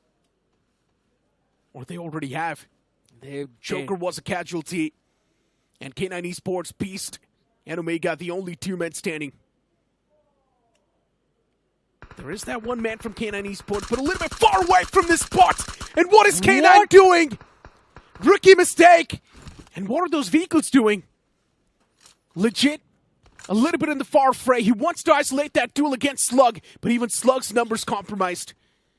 They've got him. Slug is trapped behind the rock. And Slug's backlines, they're not too clear either. There is another team in the backlines that's closing up in the name of 8-Bit. Slug is catching a bit too much off that hurt, and from the back, 8-Bit will go for that strike. They've already found Slug, getting the confirmation. Goblin falls apart as well. This fight was not good for any one of these teams. But now 8-Bit will hop in to steal everything away. Maybe a blessing in disguise for K9, but this game, it's falling apart for them. 5 points already gained by K9 though. I don't think so they're going to be pretty shabby about it. Most of those points were in the power play. iQOO is down low. He can hear those footsteps approach him. 8-Bit, they do spot the Man of Soul. But what sort of measures will now be taken? That's the question. A pump shotgun in the hands of iQOO. You can feel the pressure. iQOO is just camping in a corner, waiting for someone to walk in his crosshairs. And the moment that happens, iQOO maybe will make sure they will meet their fate. But he gets cleared out perfectly by 8-Bit. I mean, it's fine. Happens sometimes, but it's okay. Just legit remaining now. Wait, I'm confused. What do you mean to say? Still gonna go for a 1v1 fight though. Almost taking down. It's gonna be against K9. He's gotta try and wrap this one up quickly. I mean, the zone does the job. Yeah, it did it for him. But legit, we've seen him pull off some incredible clutches in the past. And this time, he's going up against the entirety of 8-Bit. Molotov's tossed out around legit. He does not have anywhere to go! Huh? And for a moment, he was completely lost because he never expected the man to be so close. Luckily enough, Somraj had his teammates back, so instantly the threat was neutralized, or else 8-Bit would have had a casualty on their hands. That was big. I mean, it was a jump scare for him. You could see that happen. But 8-Bit, gonna be fine. Happy about the fact that they've got all players standing. Got a few things, or rather a few scrappy points out of that. And what is NoNx still doing in Impala? They're absolutely fine, man. They got what? 14 points out in the power play itself. Let them have their fun time. 14, they probably got more. That should be 18 if you do not count the impact player. And if you count the impact player, that's probably going to be more. The impact player bare minimum has 2 elimination points, because the last time when we saw NoNx, we clearly saw the elimination points were distributed in a 2-2 fashion. Kalyug and Kana, right? I think. Let me check. And if I'm not wrong, Kalyug is the impact player. Check. I guess so. Yep, that is Kalyug. Yep. So that's 4 and 4, 8, 12, 22 points from first fight. Yeah, dude, let them enjoy. They're still alive. They can make a lot more. They can at least try and cross that 30 points marker. They already have crossed that probably. Or they will soon. In this game itself, I'm speaking of. Yeah, I mean, just based on their current points, if you add it to their total points, I think so they've already crossed that. But yeah, I agree. Might want to make that cutoff a bit more difficult for the other teams to reach as well right now, as Revenant X-Park locking horns again. The only team whose bounty can now be claimed is RNTX. All 4 men still standing for Revenant X-Park, and Sensei's knocked out. Imagine if Sensei gives up, then the bounty will not be claimed. But for teams like 8-Bit, they're desperate, and they actually do kick things off with a bang. Sensei gets re-knocked once again. Revenant X-Park, now they need to carry the IGL in this fight. Fierce, he's the only man facing the problems, and he definitely does look quite fierce himself. Revenant X-Park, they need to reunite, but Fierce is also getting shot at from the back. He's got nowhere to go. Needs to get back in the trenches, and that's what he does. He's gonna heal himself back up as well. Sensei's finish has been claimed by OG. So 8-Bit cannot really claim this bounty at all. Fights going back and forth as well as S-Power quickly answers back. But that is just not enough. They've got to try and make their move up far forward in front. Fury knocked down on his feet. Faced with a nade. Can he eventually get something? They can't get up. And they were in the trenches. And that's where the nade lands. A confirmation flowing along with a knock. That's Revenant X-Park losing their members. And it's only Trace God remaining. If the man gets eliminated, things will be great for 8-Bit. And they're also going to be set up for a massive game. They've got 6 finish points so far, but I'm pretty sure none of those elimination points were acquired in the power play. So 8-Bit, on paper it's not a lot of points, but still the game can be good. There's Global Esports around the fray, so that's another one of those teams they need to be careful of. Manya's knocked out. And hopefully for Manya, there's a rescue operation coming through. Even Hero Extreme Godlike is still live and cooking inside of the game. Even they do want to penetrate themselves in the top 4. His power. A few shots from Spray God to deliver that blow. The man's still completely fine. His power's going to make it out alive without any sort of damage upon himself. Scratch-free. For Trace Scott, the man's still standing somehow. Viper and Anonymous. 2 men from NoNx. I'm not sure what sort of a game plan now they're going to be brewing up, but whatever it is, there's not a lot of teams alive. Playing the survival game should not be tough. Not quite sure if they would really want to play the survival game at this point. Where stage 4, 7 teams remains. circle is way too big for the number of teams that are out here right now in the open. Shots being fired, 8-bit, just 2 members strong. Beast eventually has gotten out of the vehicle. Not really best. Has to crouch down as well to just dodge those bullets. Man's taking down barely any sort of HP. And Jukton's utility needs to find the connection. But he was not cooked to perfection, and now is the main problem for Phoenix Esports' demise. Already too many players down for Phoenix Esports on the board. Making a comeback's now impossible. Golden gets confirmed too. That's Phoenix Esports losing out on too many men. And now with just 2 more players standing, which is Ash and Archit. I'm not sure what sort of game plan is now going to be paved. And here's the main concern for Phoenix Esports. That has always been a big problem. Phoenix Esports, whenever they play the splits, it's like every man for himself. We never see that proper team play, that proper coordination. It just feels like, yeah, there's no one to cover the position of those members. And that's not really how you technically play those splits. You're supposed to have to line of sight on each other. You're supposed to have each other's back. But they always mess up. Yeah.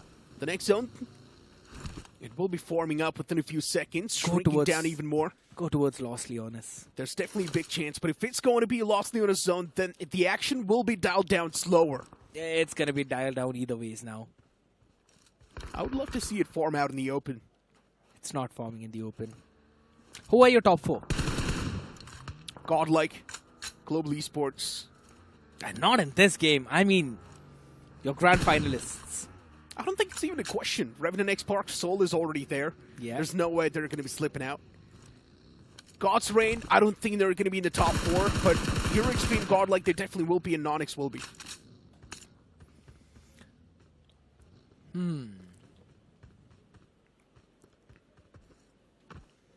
You know what? I'm going to change it a little bit. Okay. Talk to me. Three are going to remain the same.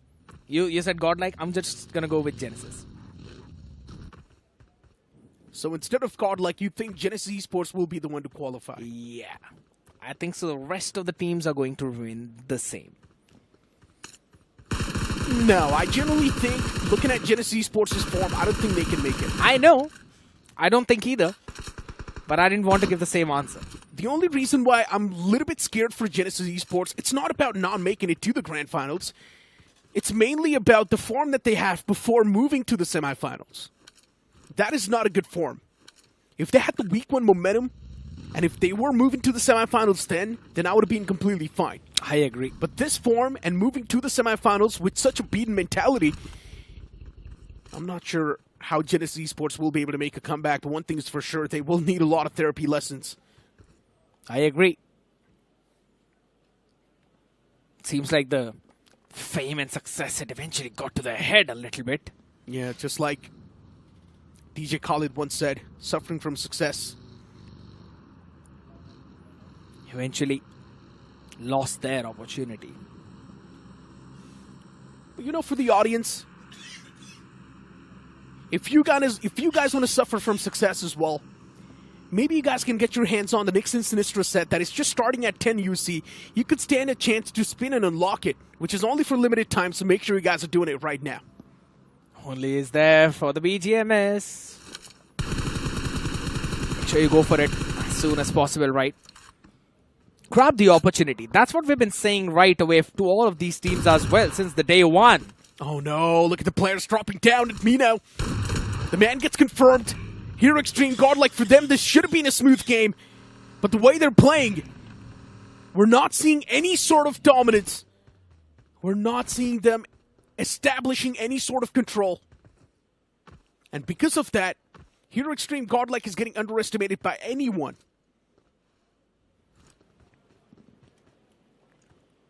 That's the big thing, right? You mentioned about a chance of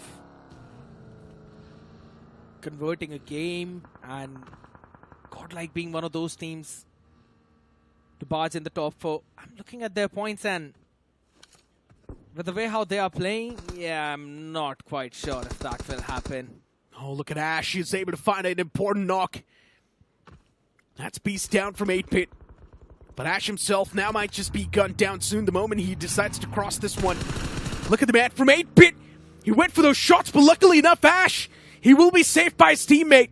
Archie was right there around the corner. But Godlike, they're getting absolutely ripped apart by Atanki. What? What just happened? He took down 2 players all by himself, and now Jonathan is the only man in that stance. This one man from OG, when we thought he's harmless, he's the most harmful. Hero Extreme Godlike not able to assert the dominance that well, and that's why now getting absolutely pummeled by just this one man from OG. This is the big thing, right? You can never count Atanki out. This man has been that dude. He is him. You always talk about it. When OG needed a man to stand up and do a 1v4 on the map of Erangel, Atanki was there.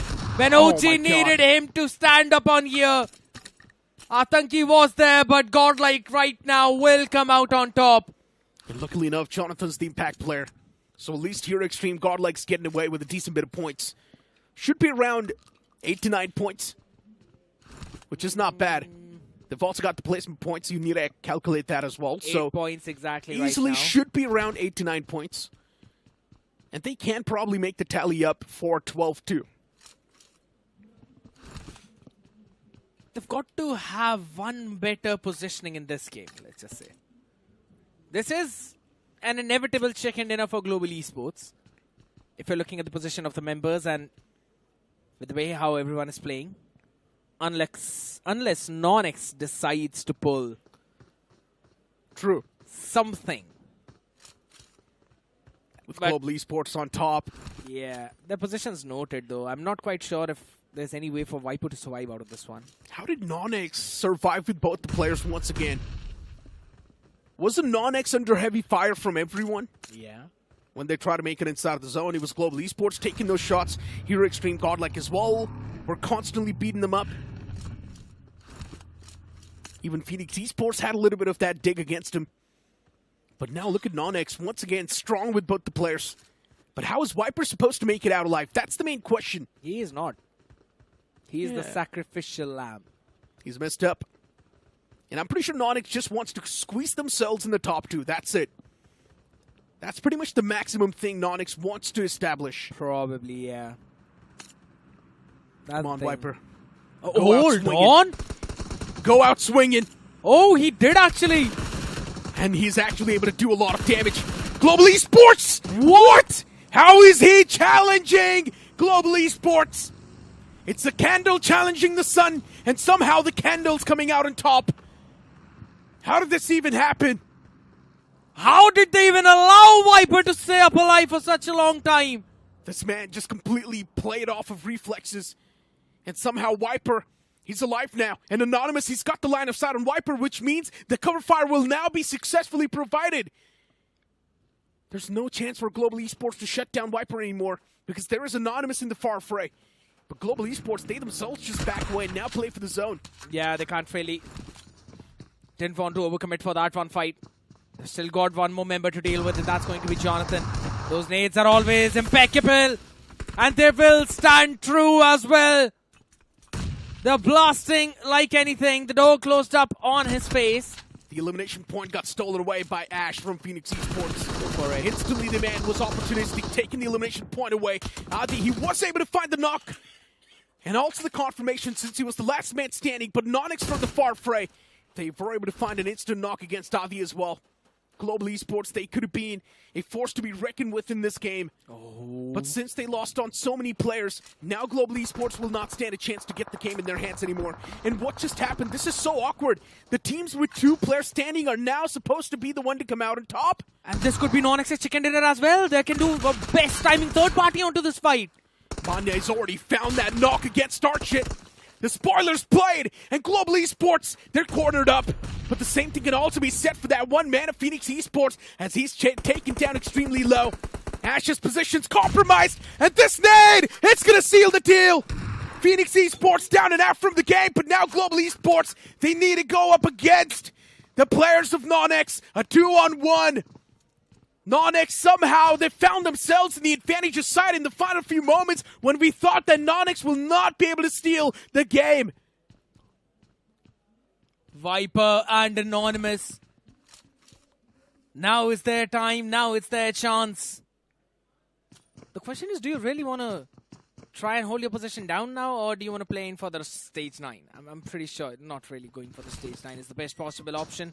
Yeah, there's no way they're going to go for the stage 9. It does not make any sense. I would stop talking if that happens. It's 1-on-2, come on. Even though I'm getting paid for it, I will stop talking. Global Esports. Yeah, they're at least clearing every single floor. With how Global Esports messed up that fight, everyone was moving out in the open. They were so focused on getting those elimination points against Hero Extreme Godlike that they ended up overcommitting.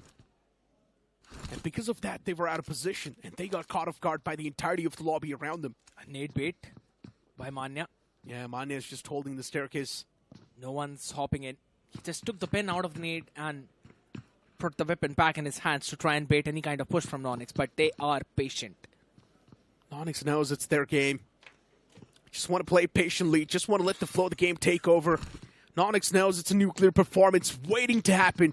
Imagine. Against all the odds, somehow NoNx has managed to do it. And in the end, it was a 2v2 between Global Esports, Phoenix Esports, and NoNx. Phoenix Esports got taken down by that one man of Global Esports.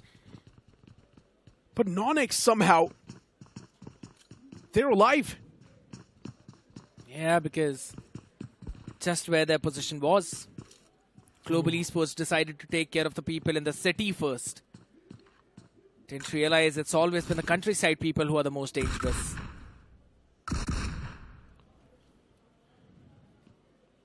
Anonymous. It's going to stage 9, isn't it? Seems like it. It's going to be shutting down completely. There's still that man from Global Esports up top, and NoNx is so uncomfortable. His presence, it's making the players of NoNx feel weak. That nade was good. Forces Manya out of his comfort zone, but Manya knows there's one guy up top and one guy down. And now it's a sandwich situation. Manya's taken down low. What a play from NoNx that was. Beautiful. Clever. Absolutely clever. Send one man all the way up top, and the other guy was down. And ended up sandwiching that one man of Global Esports. The moment Manya moved back and held that defensive posture, that's where he messed up. What a play from NoNx that was. Read like a book. But for Global Esports, this game should have been theirs no matter what. They had the advantage. But the way that one man from NoNx was able to play completely off the reflexes, it was insane. Viper. Somehow making it alive from that broken warehouse. How can Viper do it? How can Global Esports allow that to He was manhandling them. And he was constantly taunting them. That's what it felt like. He was winning the fights all the way walking out in the open. That was disgusting. And imagine if that one knock was found by Global Esports. This fight would have been a 1v1. This thing would not have happened. NoNx knows they've backed up too many points. NoNx knows they've got an insane amount of points. Eliminating God's Reign in the power play and also having the impact player with 2 frags and then sealing the deal with Chicken Dinner. That's a lot of points. Easily more than 30. Big performance growing up from their side. And what a game this was, man. Going in such a weird manner. And then falling like that. Fantastic. Now a lot of stats to be looked at and things to be talked about. All of that's going to happen after this short break.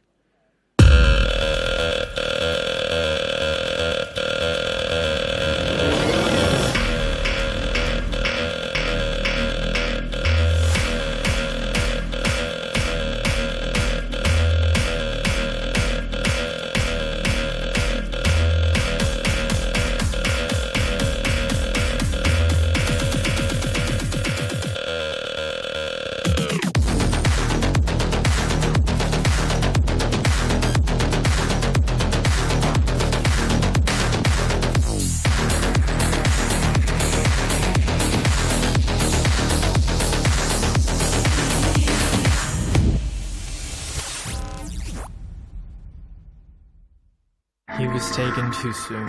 I told him, lag, we have got Snapdragon 8 series Gen 3. Elite performance, unprecedented 144 FPS, zero stutter and heating.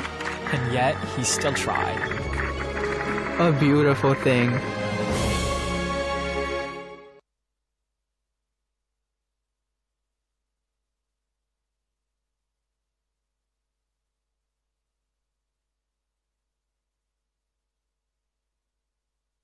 Bro, we're about to drop. Just a second. I need to finish this video. Ask Gemini on Android, it will give highlights.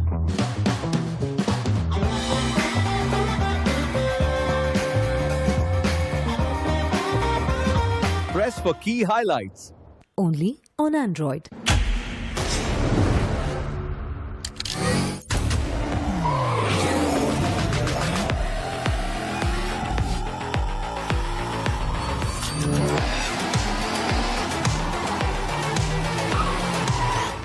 TVS Radar, the wicked ride.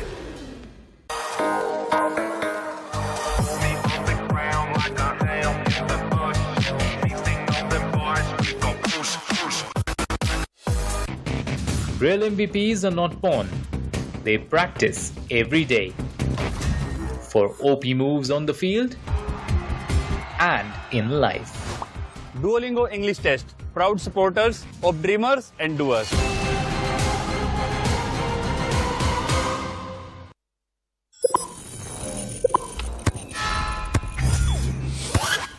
Red Bull gives you wings. You forgot to charge your phone. Why won't you wake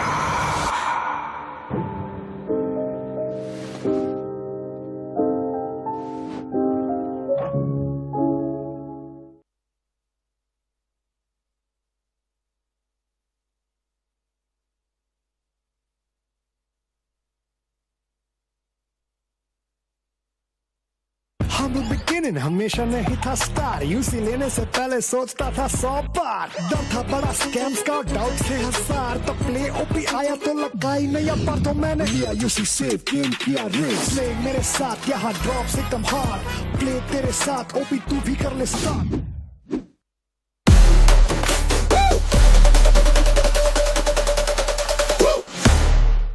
An expected victory from NoNx, especially when we thought that they're not even going to stand a chance after that first fight. Somehow, with just a two-man squad, they were beaming down the players of Global Esports, and in the final few moments, of course, bested Manya.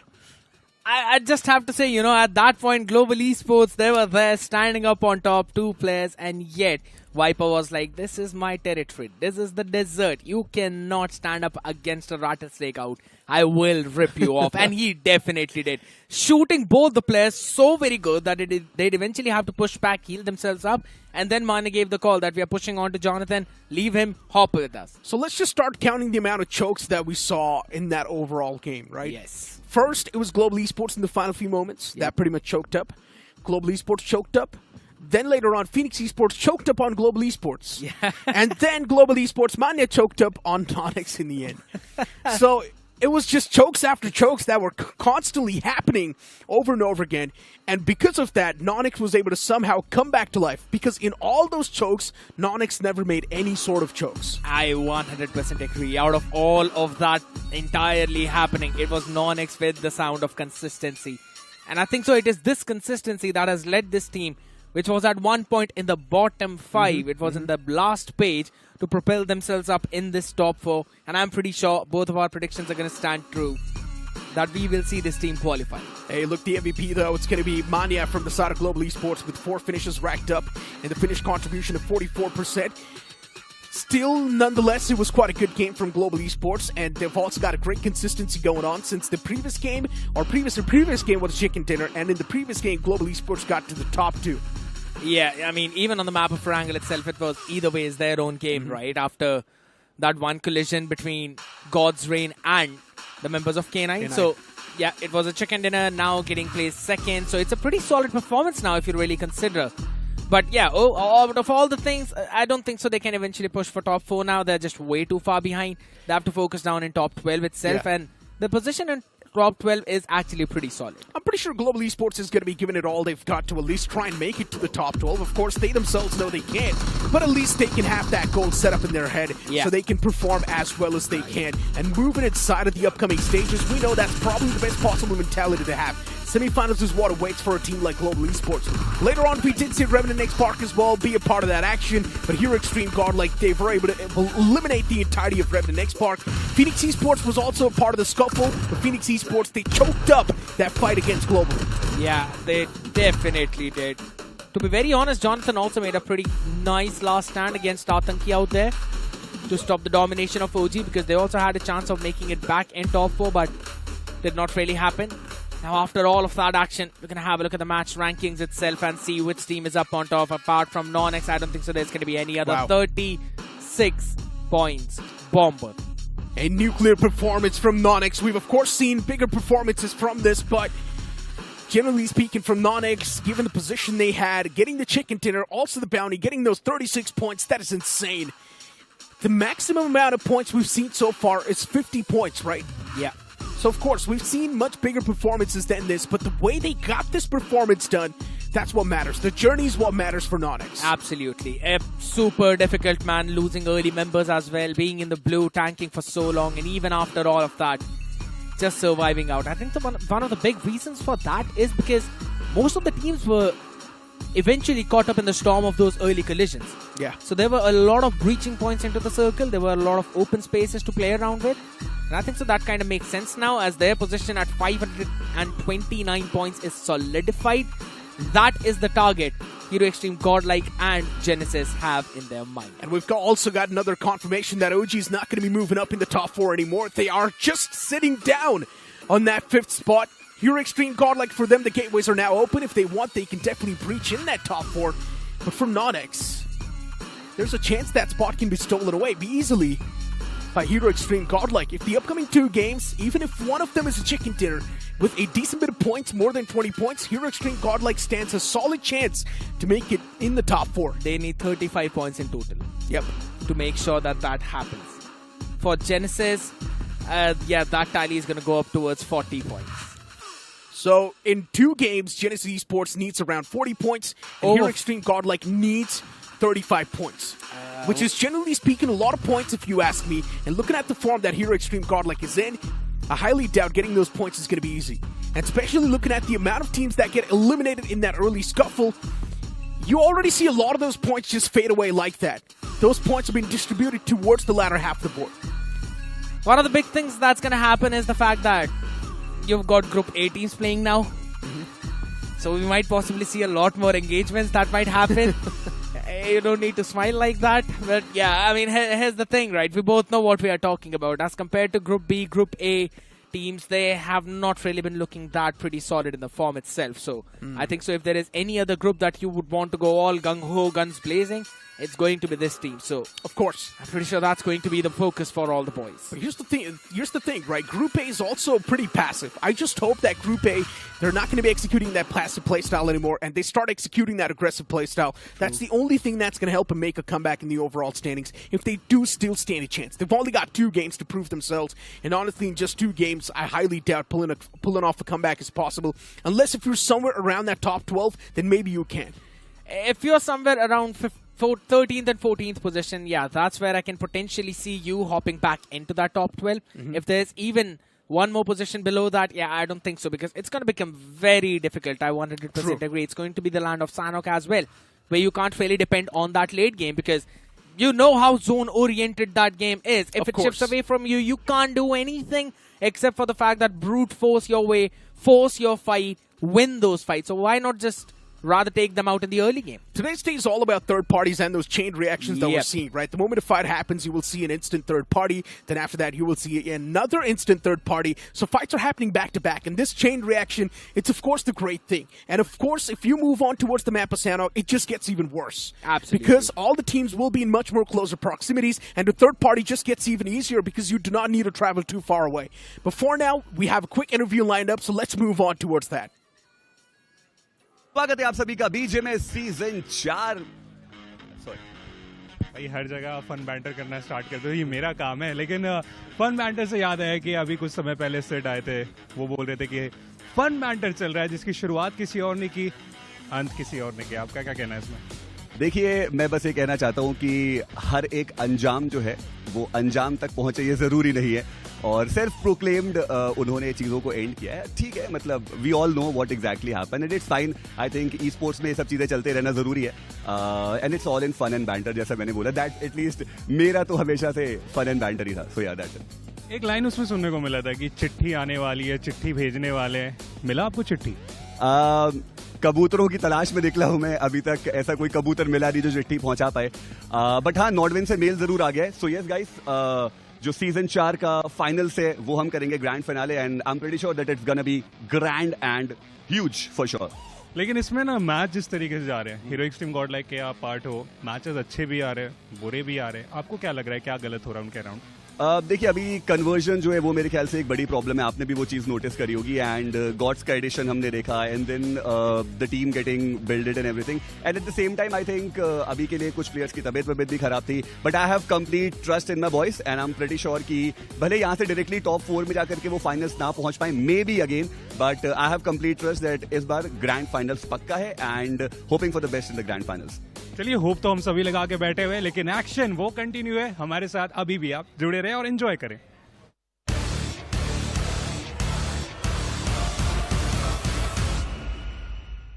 He was taken too soon. I told him, lag, we have got Snapdragon 8 series Gen 3. Elite performance, unprecedented 144 FPS, zero stutter and heating. And yet, he still tried. A beautiful thing.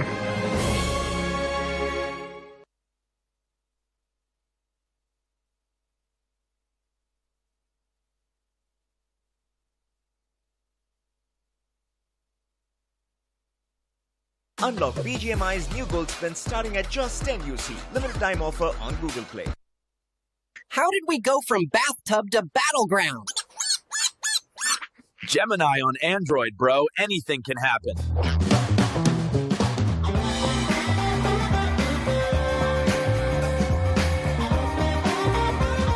Press to create videos. Only on Android.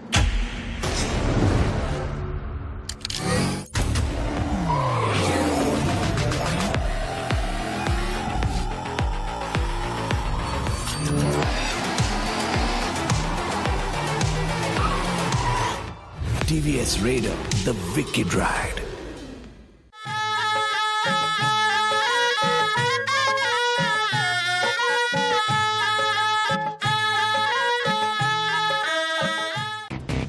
Real MVPs are not born. They practice every day. For OP moves on the field and in life. Duolingo English Test. Proud supporters of dreamers and doers. Unlock BGMI's new gold spin starting at just 10 UC. Limited time offer on Google Play.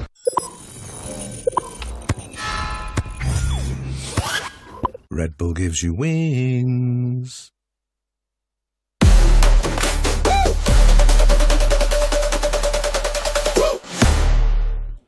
As Sanhok is now on the horizon, Group C will still be in the action, but Group B will be the one now to take the backseat, and Group A will be the one to strike back. And inside of Group A, we've got a lot of desperate names, like Reckoning Esports, Victoria Sumus. You've also got True Rippers, Metal Esports, Team Arians, and the names just keep on going on. But since we know it's the map of Sanhok, it should be a chaos-inducing game. Of course, Necro, it is going to be very chaotic. I'm sure you remember what really happened yesterday. 6-7 teams in the city of Paradise Resort, but it is Group C also who is contesting for the top 4 spot. I'm talking with the players of Heroics Team Godlike, Genesis. They are in so close proximity to securing that slot in the top 4. So I think these 2 last games are going to be really important for the middle pack teams as well. Especially for teams like True Rippers and Middle Esports, teams that do have the confidence, that do have the experience as well, but still for some reason lacking behind in the overall standings. I'm pretty sure these 2 games are going to mean a lot. You've also got a few names like Mad Kings who have played the past 2 games. They probably do have the momentum. They probably do have the win of the sales, but still they're lacking. But something that's going to help you with your gameplay is also going to be this Nyx and Sinistra set, which is starting at just 10 UC. You can spin and unlock it, and it's only for limited time. Of course, a limited time offer. You guys can definitely grab your hands on that beautiful set. But for now, the players of K9, they are trying to grab their hands on that chicken dinner. In the very first Erangel, it looked like this is going to be the game for the players of K9 Esports, but seems like K9 always tend to lose in the final circle. Those 4v4 fights, rotations are not a problem. The problem is K9 always gets picked up individually, multiple fights at the same time, and that is where K9 starts crumbling down. True that. And knowing the fact that K9 Esports, they're not even amping up the aggression, even though the swords are at the top of their neck. It's honestly a little bit concerning for me personally. But let's speak a little bit more about Group A. We've also got Team Aryan a part of this entire group. Yeah. And speaking of Team Aryan, we know it's a team that does pack a lot of punch. It's a team that does have a decent bit of experience as well, since they've won one of the officials. But that experience hasn't really carried on forward that well in the BGMS Season 4. Team Aryan wants to do something they completely want to do themselves. They do not really want to be adjusted accordingly to the lobby. And maybe that's one of the main reasons why Team Aryan is struggling. They're not adapting to the lobby. Highly possible, because if you notice, the format of Master Series is completely different from the official tournaments where Team Aryan has shined the most, and seems like they're still sticking to the same play style. Considering the amount of experience which they have, they are struggling, and so is Omega. A lot of questions are there to be asked from Omega, so let's directly head to the content piece of Omega directly. Omega, आपकी team looks sharp, पर आप trophy तक नहीं पहुंच पा रहे हैं. क्या गलत हो रहा है? मैं तो यही कहना चाहूँगा कि it's a process, slow process. हम डेली मैचेस में नए मेटा के हिसाब से चीज़ें सीख रहे हैं और उसको इम्प्लीमेंट करने में टाइम लग रहा है. तो धीरे धीरे जब ये कंप्लीट हो जाएगा तब हम लोग पीक पे आ जाएंगे. सीजन 4 में क्या हम कुछ अलग एक्सपेक्ट कर सकते हैं आपसे? हाँ ना, बहुत ज़्यादा कॉन्फिडेंट है प्लेयर्स, क्योंकि उनको मोस्टली आइडिया आ गया है कि हमारा गेम प्लान क्या रहने वाला है. लास्ट इवेंट में भी उनको चीज़ समझ आ गई थी बिल्कुल एंड होते होते. तो सारे प्लेयर्स कॉन्फिडेंट है कि इस इवेंट में तो boom.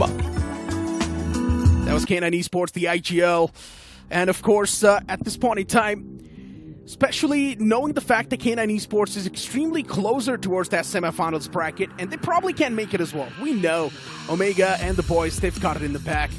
At the end of the day, you've got Beast, Ninja Boy, and Slug with you, and speaking about these guys, yeah, of course, one of the best assaulters that you can ask for. But speaking of global esports, they're on a completely different form. They're like a burning torch consistency, getting the chicken dinner in the first game and in the second game in the top 2, which is absolutely insane if you speak about it. And if global esports keeps on moving up with the same consistency, there's a potential chance maybe they can breach in the top 4. Scared believes that it's impossible. They need too many points. I understand that, but what if global esports gets a 50 bomber in the upcoming game? Scared is a little boy. I don't mind what he's saying. I don't trust him at all. But Necro, I do agree with you what you said, because if you look at the stats, at the start of the day, global esports were on the 10th spot, and now they are sitting at the 8th spot. 427 is where they started, and now currently they are at 474. Just consistency in the last 2 games, and I think global esports can make it to the top 4. Exactly. What if global esports gets 30 points in this game and then 30 points in the next game? Global esports have already made it in the top 4. And honestly, that would have been the biggest comeback that you can imagine of. But as of now, we've already got the planes in the sky, starting all the way from Kampong towards Tambang. This plane flap path extremely tilted down south. If the teams do want to move in up north, it's going to be a tough stretch. Genesis Esports is already on the move. You've also got Hero Extreme Godlike on the move towards Paradise Resort. 4TR's going towards Camp Bravo. FS Esports heading towards Boot Camp vicinity. But my eyes are on the drop clash, if there is any drop clash, because yesterday so many teams were there in the city of Paradise Resort, and since Godstrain is not there in the lobby, I'm expecting something similar, because Phoenix Esports once again going all the way towards Paradise, and that is exactly where the players of Genesis are also going. But Boot Camp is where we have a drop clash between Likitha Esports and Mad Kings, 2 teams who are still struggling in the 4v4 fights. Mad Kings, they never give up this drop location, and once again, against the players of Likitha Esports, they never will. There's also Phoenix Esports right around the horizon, so they need to be a little bit careful, and Mad Kings needs a quick reset. 3 players were knocked out. Clutch Card was the final glimmer of hope, but he delivers.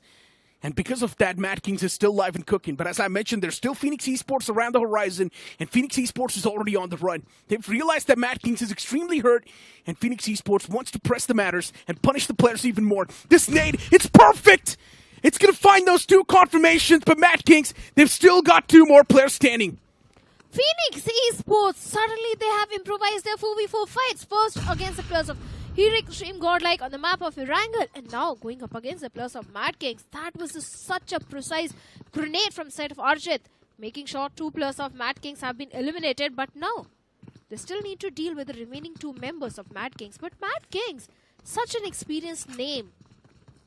I do understand it's a newly formed lineup, but so is 4TR, and they have been doing pretty decent. Shadow, imagine if Phoenix Esports would have played the same way since week 2. Yeah. I'm not even speaking about week 1 at this point. Just imagine if Phoenix Esports would have played the same way in week 2. Phoenix would have been in top 12. That's how much potential this team has. I'm not exactly sure what was going on with the players. Why were they so lackluster? Why did it take so long for the players to wake up? But whatever it was, that's one of the main reasons why now Phoenix Esports is struggling. And Phoenix Esports, yes, they're on the hunt. They're on the prowl. They want to punish the players of Mad Kings, and this nade will seal the deal. I think one of the main reasons Phoenix Esports is going for the aggressive side this time is because now the pressure has been taken off from their shoulders. They are playing freely and they are shining really well in those 4v4 fights, because if you notice, now also Archit is the guy who is stepping up by getting 3 finishes against the players of Mad Kings. Previously, it was always Goten, but Reckoning Esports. Oh my god. Oh, I don't want to see that. Fire under the side, from the side of Kalan. And Reckoning, by the way, is playing as a 3-man army necro. One of the member is actually feeling under the weather. Kalan just wrote his name on air with that spray. Didn't even connect a single shot, but fine. Even if I want to defend Kalan, I can't. You should not. The man was out in the open. It does not make any sense to provide any sort of defense. He should have been knocked out. Colin just straight up messed up. But yeah, at least you drew his name.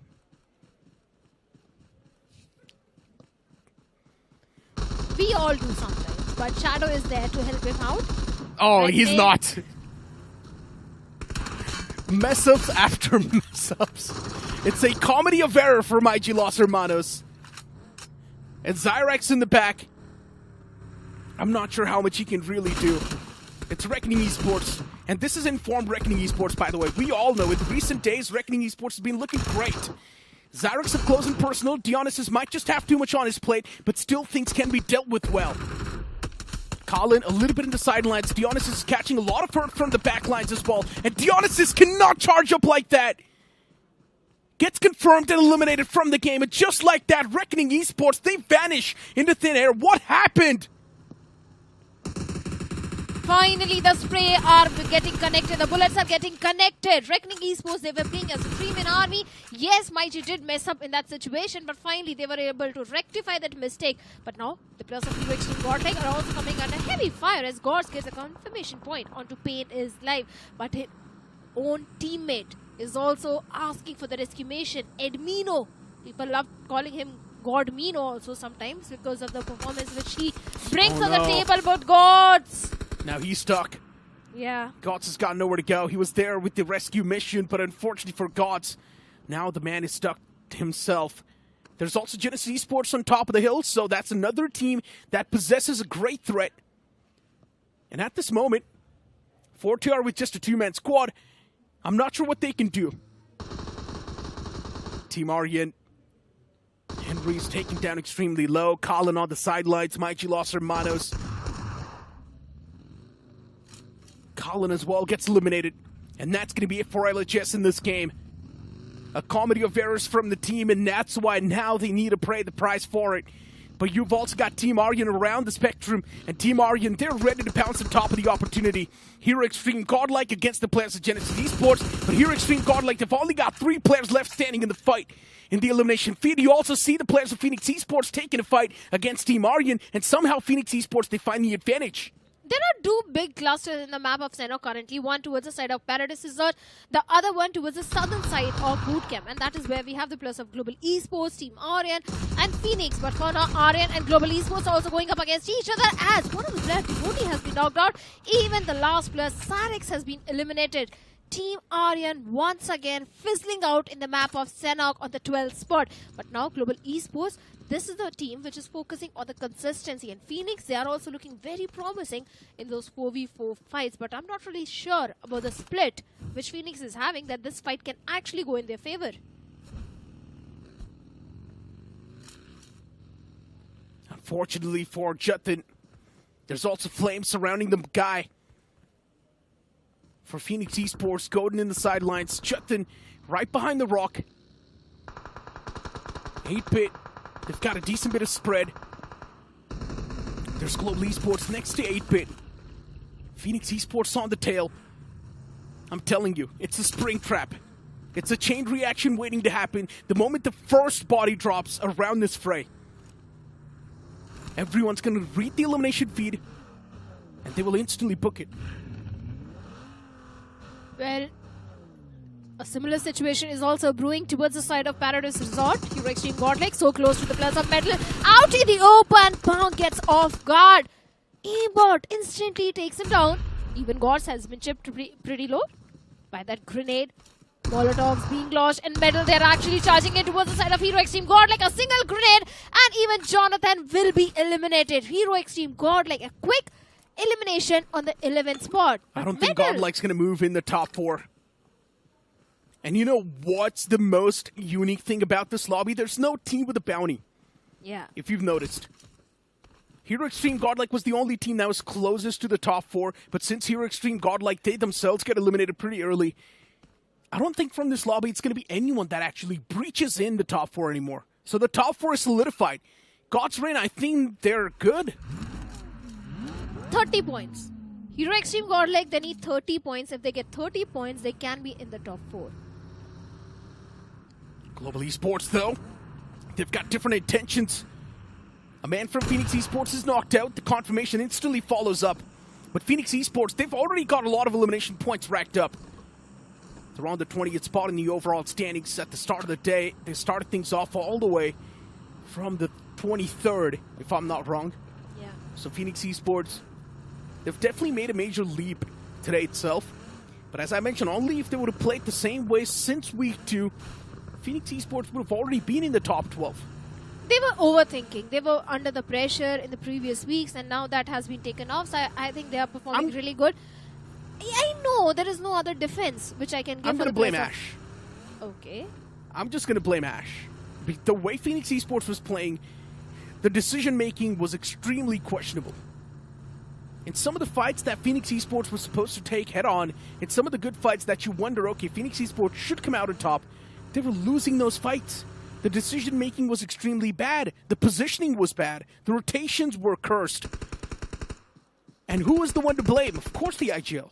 Who is to be blamed for Ninja Boy being out in the open? Good question. Really good question. Which we have no answer I genuinely think it's Ninja Boy himself. Look at Slug, too. The man's chipped up extremely low. But the entirety of K9 Esports is not having a good day today. So you know what? Blame all the 4 players. I think it's the decision-making towards the side of K9 as well, because every single time, it's the individual players of K9 who gets picked off. They always love going in for the split. In the first Erangel also, it was a split gameplay of K9 Esports. They had all the 4 players towards the southern side, but in 4 different directions of the map.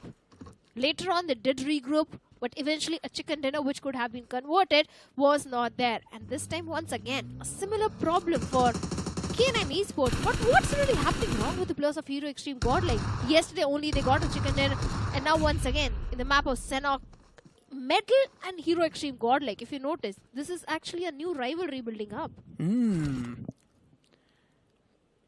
mean, for Metal Esports, we know they have Scout. Maybe that's one of the main reasons why there's a rivalry brewing up between them, because we know Scout and Hero Extreme Godlike don't really go along that well. Really?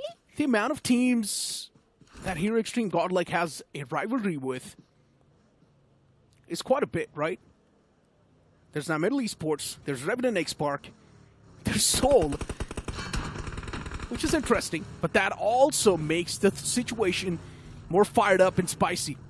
That is what adds on a bit more of that flavor. They also have a rivalry with the players of Genesis also, by the way. Oh yeah, that's another rivalry added on top. Yeah. But hey, that's what adds on the spice, right? I'm sure you like spicy food, I'm pretty sure. I'm sure you saw what really happened in the Challenger series today. Oh, I saw it. It's the rivalries. I love it.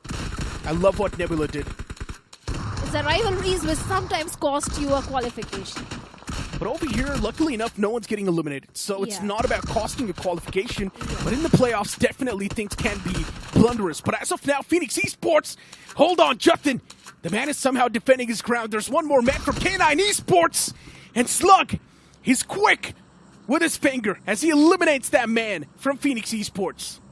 Of course, Phoenix, they have been eliminated on the 10th spot, and Slug getting 2 finishes, total 3 finishes. But the problem is he's the only man remaining from the side of K9 Esports. But now Medal going up against their players of 4TR. Trades happening back and forth. Aimbot and InfGod, they both have been knocked out. In fact, Z-God has also been completely flushed out of the lobby.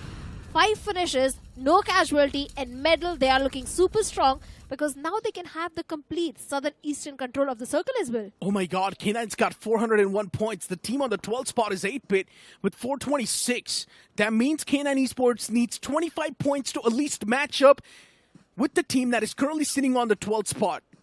K9 Esports is messed up. Big time. I don't think they can make a comeback anymore.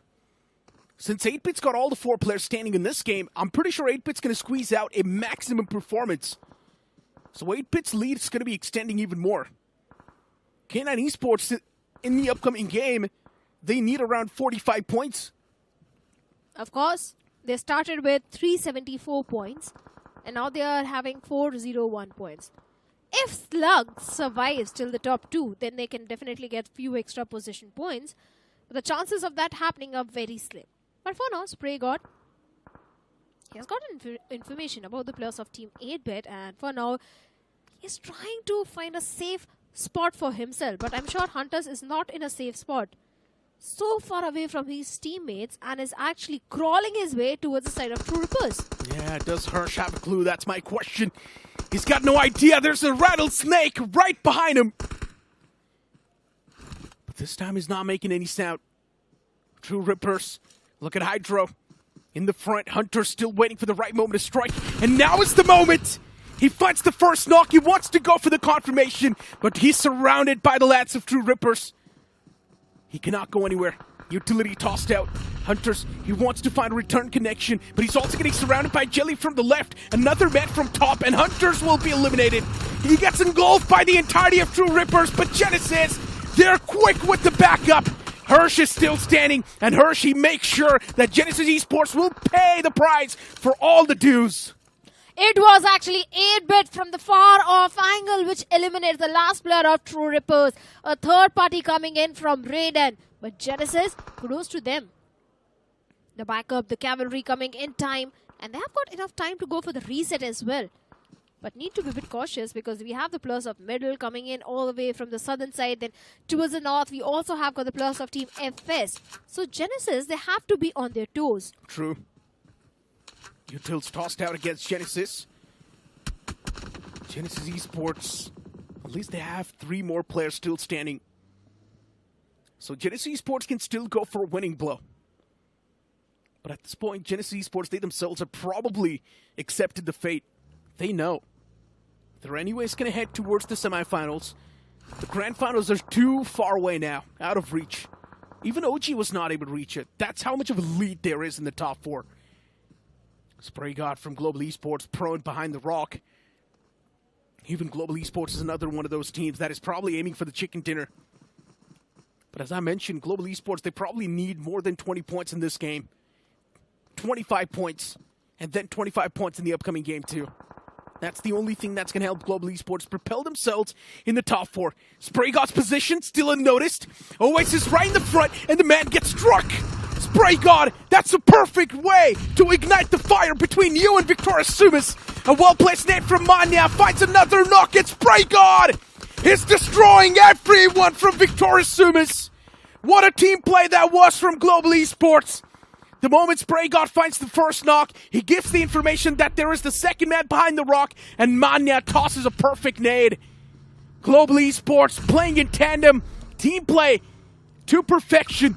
And now Adi, he makes the pounce on Cheyenne, and that's going to be it for Victorious Sumus. Global Esports, Spray God, this guy is an absolute beast. A complete asset in the entire roster of Global Esports. Every single time, if you notice, Spray God is the one to get the opening frag. Even against a plus of VS, this guy had done so much. But unfortunately, he has been eliminated. And now Global Esports left with only 3 players. But here's the thing. They have got the entire southern western control of the circle. 7 finishes. A really great outing for the players of Global Esports. Now the focus is between the team on the 12th and the 14th spot. Because they've only got 1 game to go. 8-Bit is still alive, and they can extend that lead, by the way. Yeah. Imagine if K9 Esports wants to move, they need 26 points as of now to at least tie up. Which probably means K9 Esports, they need around 30 points, or probably more than 30 points. And if 8-Bit ends up winning the game, that's it. Neither Victorious Sumus, neither K9 Esports will be able to move. We will have our top 12 and the top 4 solidified. Might be possible, but for now, Genesis, they are completely focused on the players of Team FS. One by one, completely flushing the players of FS out. Getting a revival onto Levi is going to be a bit tricky for FS as he's a bit far away, but Hunters, he's the only man standing out in the open. Hunters, you are doing so great. FS Esports is just over here to spoil the dreams, that's it. Genesis Esports does not even care. Yeah, they got eliminated on the 5th spot, completely fine. Metal Esports, though, still fighting for that top 12 spot. And they probably have made it, I guess, in the top 5 in this game. Just make sure that 8-Bit does not get a chicken dinner. If you're K9 Esports, if you're Victorious Sumus, you're probably praying to your gods and hoping that K9, that 8-Bit does not get a chicken dinner. And if 8-Bit does end up getting a chicken dinner, Victorious Sumus and K9 moving to playoffs and probably getting eliminated from there. Statement has already been made, but let's see. For now, 8-Bit is going up against the players of Metal Esports. If 8-Bit really wants to get a chicken dinner, I think this fight against Metal is going to be really important, as Venom, the IGL himself, has been knocked out, and all this is happening for the eastern control of the circle. Utils being exchanged. Venom, I think he can get an easy revival, but look at the position where Beast is. A single util from the set of Beast can mark an end for Venom and Termi as well. Alto's knocked out. Termi and Venom right next to each other, and luckily enough, Termi was able to squeeze in that revival, and what a knock that was! But that's all he finds. Termi, the man's taken down extremely low, he's up close, and S-Power! Somehow the man runs in the crossfire, and he gets eliminated. S-Power was just spamming that same angle. He's the impact player as well, and his power has got 4 finishes, so that means done. 8 points. FS versus Team 8-Bit and Global Esports. We have got top 3 teams. FS, they do have a height advantage, but look at the flank angle of Gods. He gets a connection onto S-Power, instantly takes him down. The Blue is also going to squeeze the players of FS forward in the circle. But Levi, the counter knock from Mana of Global Esports, a third party coming in. They're in quite a tricky spot. And the moment a fight brews up between FS Esports and 8-Bit, Global Esports is probably going to go for the third party because that will be the best possible way they can press up. And Global Esports, they've already started to hurt the players of 8-Bit, but even 8-Bit replies back pretty well. Godex up close and personal, the Blues on the move, and Godex will panic as he gets eliminated. FS Esports, still 3 more players standing against the entirety of 8-Bit, and 8-Bit do hand out the death blow for that one player. Fight's taken down to a 3v3 between 8-Bit and FS Esports, and there's 3 men standing even for Global Esports. So it's a 3v3v3, but 8-Bit, they're on the verge of losing this fight. Within a burst, you see 2 players dropping, and you blink it, you see another man dropping down. 8-Bit done and dusted from this game, but 8-Bit's already made it. 8-Bit's made it. I don't think anyone's going to be able to topple over 8-Bit anymore. Because they have got so many finish points, 6 just by S-Power, and he's the impact player, so that means 12 points just by S-Power. Yes, they can actually have a victory dance if they make it in the top 12, but for now, FS Lavish. Look, Shadow. Yeah. I'm going to play a massive spoiler, and I'm going to give everyone a spoiler.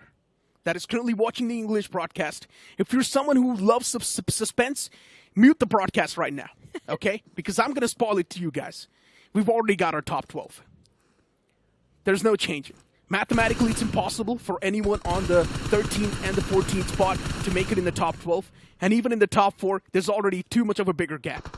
So we've already got our grand finalists and the semi-finalists. We hate you, Necro. Don't hate me.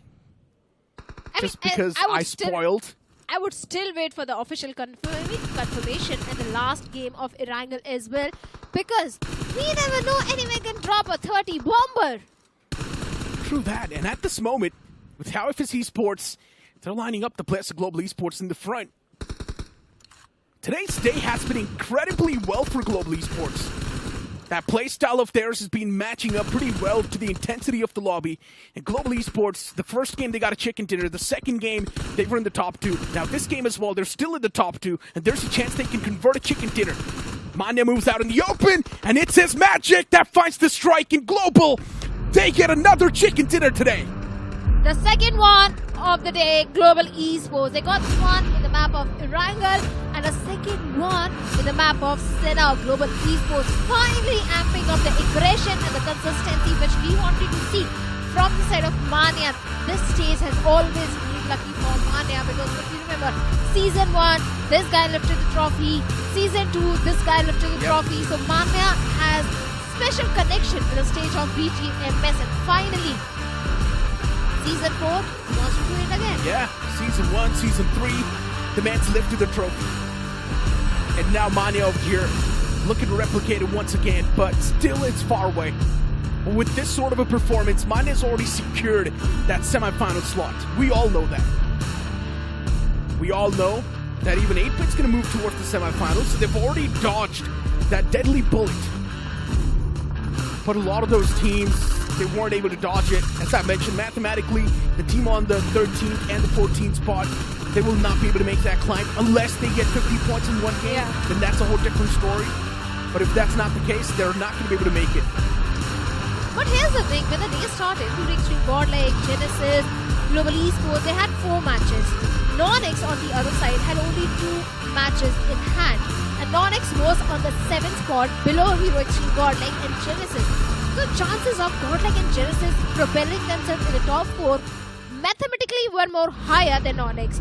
But we'll find out who is where in the overall ranking after this short little break, because we have got the match ranking and overall ranking coming up.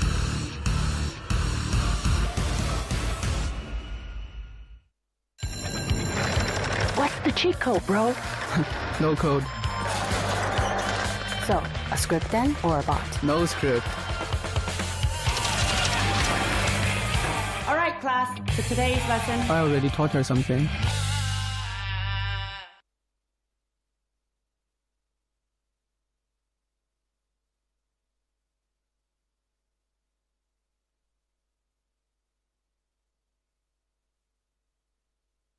Bro, we're about to drop. Just a second. I need to finish this video. Ask Gemini on Android, it will give highlights.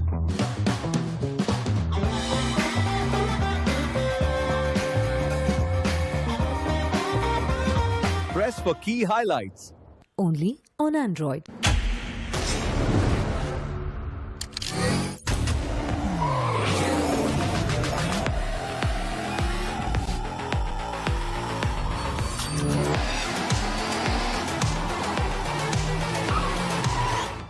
TVS Raider, the wicked ride.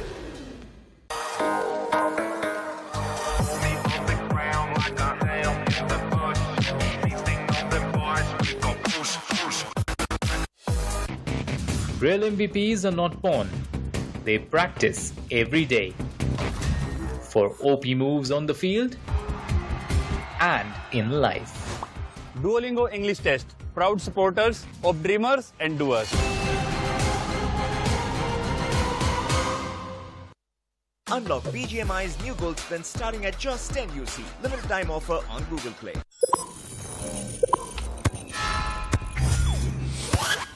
Red Bull gives you wings.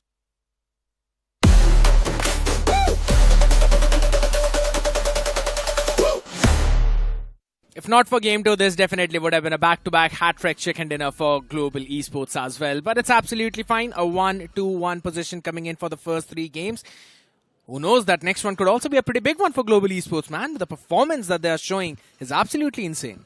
They are actually bringing numbers on the table today because, like you mentioned, 2 chicken dinners.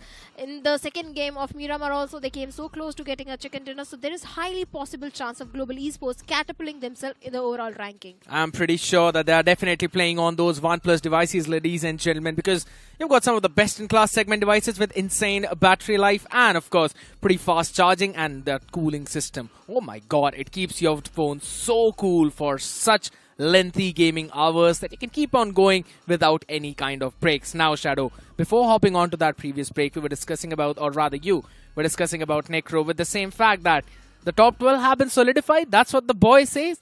I still think that there are certain possibilities of one team at least propelling themselves in the top 12 if things go well. I thought you'll mention the fact that how I pointed out that you are still a kid with your predictions. I'm not supposed to. The way you build it up, it looked like that you are going to mention this because I'm not going to change my statement since you are back on the desk. But yes, I do agree that there are few teams who can still try to come in the top 12 or maybe in the top 4 because one last game still remains. And we don't know. Someone can try to go all YOLO, take advantage of the power play and the impact player. We have seen 50 bomber, 45 bombers as well. So there is still a chance, I think. That is absolutely true, Shadow. But I think so. In top 4, I don't think so. In top 12, yes, I guess Victor the Sumus can eventually pull a pretty behemoth off a game. But they'll have to make sure that the teams that are placed on 12th and 11th should be taken care of first. That they do not get a chance of increasing that gap because 1 point that they take means you've got to take now 2 points for that. You've got to take some extra point. That's how you'll eventually propel yourself. Can't really rely on getting the exact same number of points because then the position points, bonus points and every single thing comes into play. So you don't want to miss that. But since we don't have bonus teams, bounty teams, in the lobby for the last Erangel, so getting those extra bounty points are not going to be easy, but that was actually godlike, Hero Extreme godlike. They're not really having a good day today. So the members of Hero Extreme godlike trying to boost the confidence of the players. That's one of the big things, right? But this man needs no confidence booster anytime soon out here. 6 finishes for S-Power, 67% finished contribution. Finally, this man is awakening. Finally, he's showcasing the exact same form every single human being was fearing all the way before BGMS Season 4 started. He's going to be, again, going all out, man. And then we've got one rescue coming in from Lovish, from FS. Or rather, 2 rescues for him to assist as well, 150 healing. Clearly shows you that this guy was a team player. Now, overall, it was, again, the last player taken down by the blue zone. So, did not really get that finish out here. But Manya, that spray down was such a crazy one. Mana has always been a great addition in the entire roster of Global Esports, not just Global Esports. Every single time that we notice, Mana has always been really good. But let's have a look at the never settled moments of OnePlus, where K9 went up against the Plus of Phoenix Esports. Casualties were there from both the sides. But this is the moment where Hunters initiated a fight against True Rippers. But it was a third party coming in from 8-bit, which marked an end for the players of True Rippers. Eventually, it was FS to stop the likes of S-Power from moving up forward. He was still standing up strong, right? And he eventually ruined the game of 1, but it's absolutely fine. Over towards the end is where FS eventually pushed him out, and you can clearly see the disappointment on his face. Global Esports having that circle control as well. That was the only thing which they eventually needed. FS, again, I wish that this team performed like this in the starting. Had this consistency showed up previously, we might have seen them somewhere around top 12 now. 26 points coming in for Global Esports. 16 finish point, 10 position points. 8-bit as well with 20 points for themselves. Pretty solid performance. Phoenix moving in at 3rd again, 18 points. I mean, their consistency, it's pretty scary if you really think about it, considering the form that they'll pull off back when they'll move in the playoffs. Mad Kings with 14 points, getting eliminated early on. Even after that, getting those 14 points, that's again because of the power play points that they were able to get. yeah, power play always gives you few extra points as well. But for TR, this time they also had to take an early exit with just 2 points. Crore with just 2 points to their name, all thanks to the third parties which came in from the side of 8-bit. Likitha and Reckoning. Reckoning? Do you really want to talk about what happened with LHS? You heard the answer. You absolutely heard the answer. I'd rather talk about the overall leaderboard right now. Orangutan is already at the 5th spot at 506, 500 points for Global Esports, 499 for Hero Extreme Godlike. The cutoff is clear. 30 points for Global Esports and 31 points for Hero Extreme Godlike. If you also want to count Genesis Esports, 35 points for them. It's possible. 30, 31 and 35. It's possible. Mathematically it is, but there's no bounty team. Yes, I agree there is no bounty team, but there is power play and impact player. Exactly, that's my point. If the impact player gets the maximum finishes in the power play itself, there is a very high chance. But speaking about VS, they are sitting on the 12th spot. They still have 1 game remaining, and so do the players of K9 Esports, and the point difference is just 4 points. 406 right now is the cutoff, which will increase. The team above them is 440, so it's going to be either Victorous Simus or K9 or 4TR. Yeah. Whichever one of them will have that game remaining. Everyone on page 2 have got their 1 game. Everyone else out on the other side right now, yeah, they're not getting in that top 12, but they're going to try and eventually, you could say, fight for that momentum. Right? Maybe they're going to make sure that they will eventually move into the playoffs with a red hot form now. Having a look at the leaderboard one more time. No major changes, people. Page 1 exactly the same. In order to move all the way up, you've got to get 30, 31 or 35 points. I was just mentioning the fact that NoNx Esports at the start of their day, they were sitting on the 7th spot with just only 2 games remaining. Genesis and Hero Extreme Godlike, they were on the 6th and 5th spot. They had all the 4 games. And despite having extra games, it's NoNx who is sitting in the top 4. Hero Extreme Godlike and Genesis, they still have got 1 more game remaining, and there is a very high chance that might not make it to the grand finals and will have to go to the semi-finals. Yeah. But let's see, NoNx, we have to appreciate what this team has done in just 2 games. I 100% agree, and that's also what I just said, and that is also the reason why that, at least for that half, I stand with Necro, that the top 4 have been solidified. I don't think so any other team is barging into that top 4 now. I know a lot of people will say that, yeah, Godlike can eventually make top 4. You know what? Just scan the QR code, get your burgers for yourself for only ₹99. It's free of delivery, so that you can keep on watching the game. That's going to pop up right now, as I'll still stand on the exact same point, Shadow. But coming back to the other one, Victorous Simus, K9, 4TR, MyG Los Hermanos. Any of these 4 teams could be that 12th placeholder depending on how this game goes. The point difference, like I mentioned, is not that much. It's only 4-point difference, 406, 402. So yes, it is still possible. Yep, that is all possible, people. But all of that possibility will be revealed after this short break.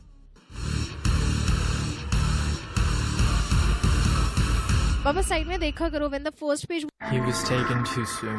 I told him, lag, we have got Snapdragon 8 series Gen 3. Elite performance, unprecedented 144 FPS, 0 stutter and heating.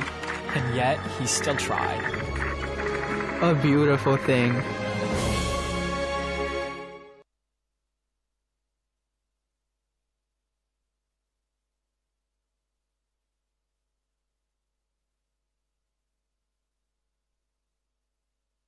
Unlock BGMI's new gold spin starting at just 10 UC. Limited time offer on Google Play. How did we go from bathtub to Battlegrounds? Gemini on Android, bro. Anything can happen.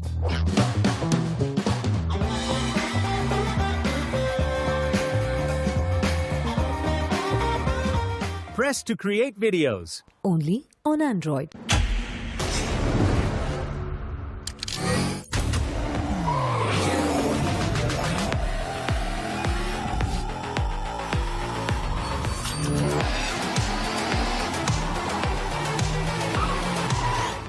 TVS Raider, the wicked ride.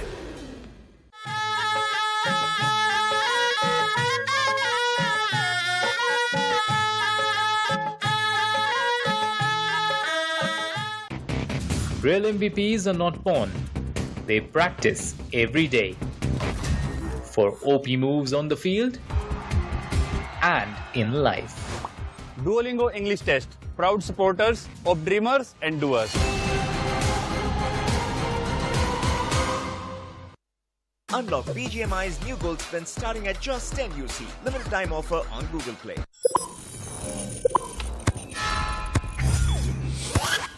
Red Bull gives you wings.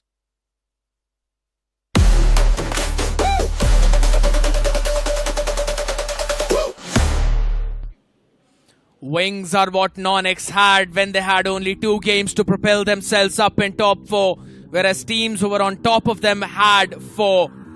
After half of the games were over, it was still NoNx who barged in, but now the teams who were behind them are still trailing. Possibilities are endless, Shadow. You have been mentioning this time and time again how NoNx was a team which wanted to move all the way up. They did. But can the ones on our screens do the same thing they did? You said 30 points and 31 points. It's possible. We 35 have as well. 35 as well. It's possible. It's possible. Scared. And I really want to see teams try and go for that. Just imagine what happened in Paradise Resort few days back. What happened?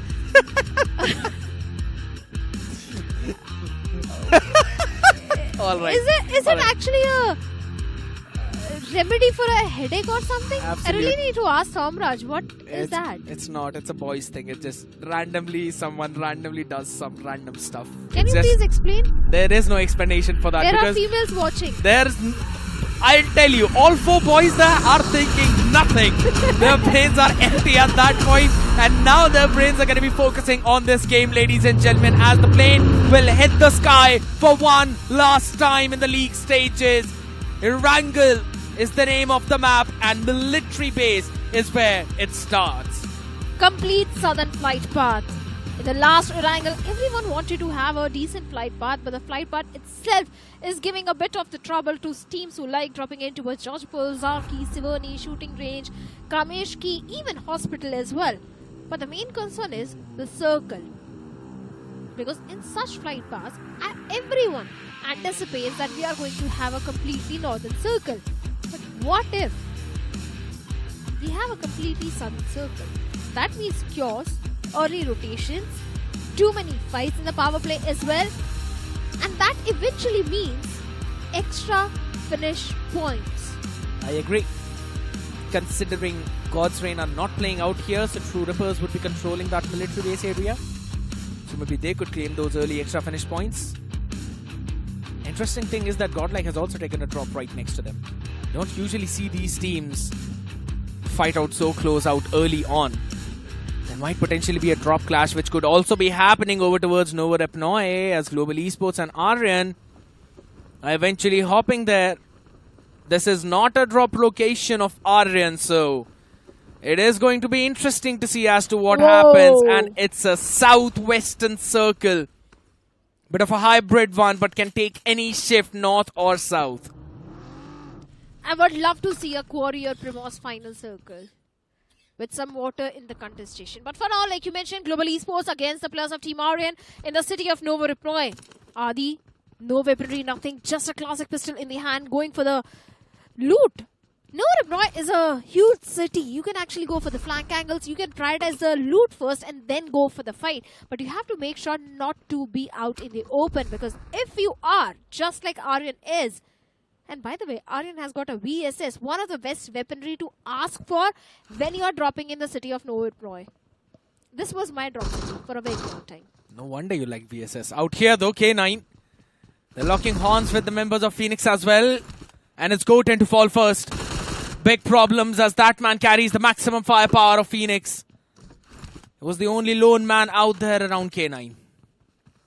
K9, yes, initial extra points in the power play itself, but the fact that I was mentioning VSS was because it's a silent weaponry and you can go all the way on the tower and try to shoot the enemies. If at least you can pass on the information. VSS is a golden weaponry in the city of Nova Repnoy, which is what I feel, but the guy having that weaponry is on the grounds, not on the tower, and the players of Global Esports are actually chasing him.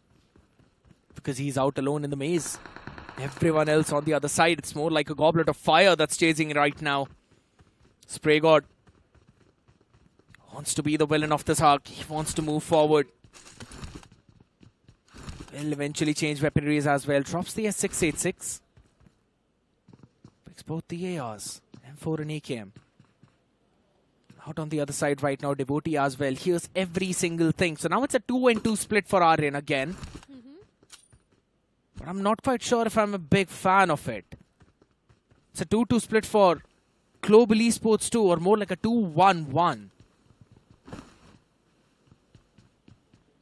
It's going to be a very awkward fight when it breaks out. Of course it's going to be. Just look at the split of Team Aryan. I'm not really a huge fan of such split. Yes, I do understand the way the players of Global Esports were trying to chase Aryan. That's the reason they had to fall back, and Devotee is trying to regroup with his teammates. Henry is still towards the compounds rather than containers, but Hero Extreme Godlike is also trying to chase the players of True Rippers. Initial knock onto Jelly. Instant confirmation also coming in. And Hero Extreme Godlike and Genesis and Global Esports are the teams who are looking for the 30 bomber.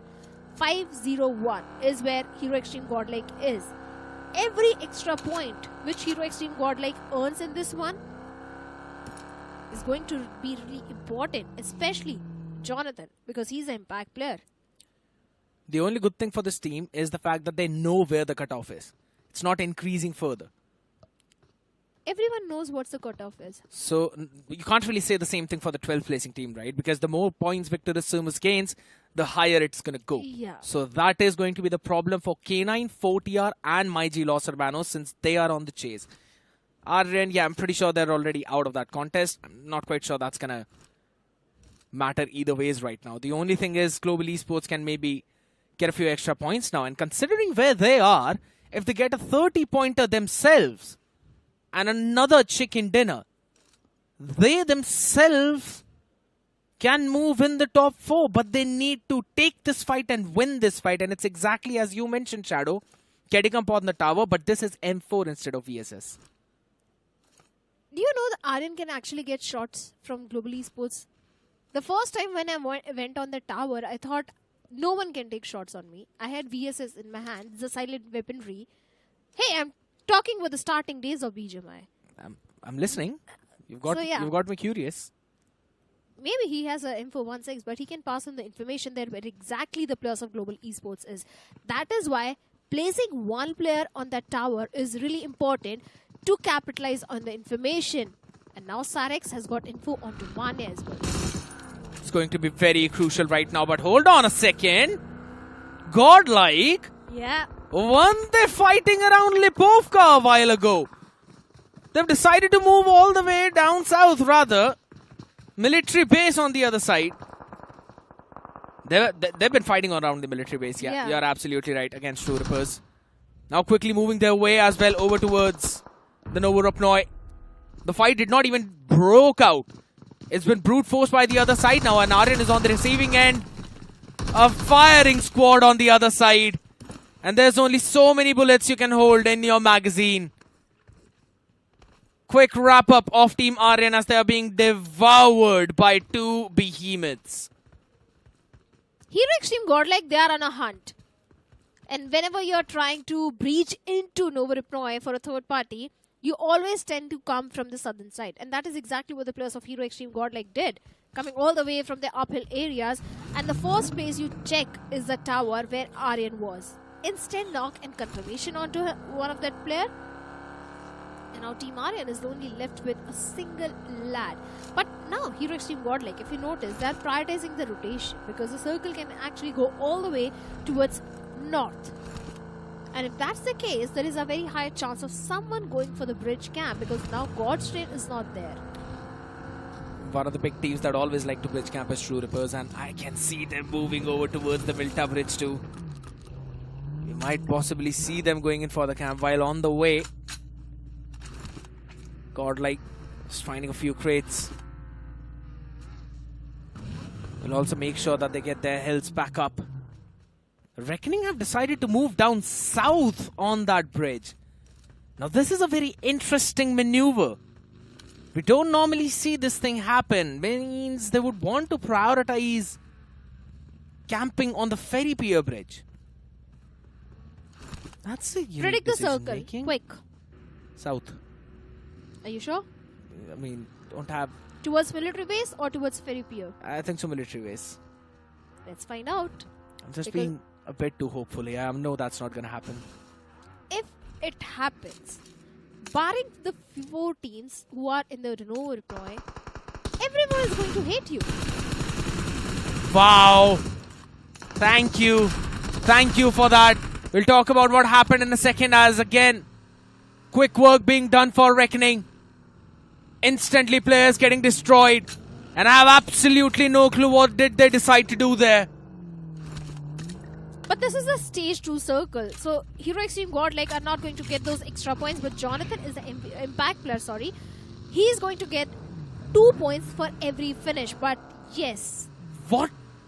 Why did they decide to move down south? Too many questionable moves from the side of Reckoning. Even in the map of Sanhok as well.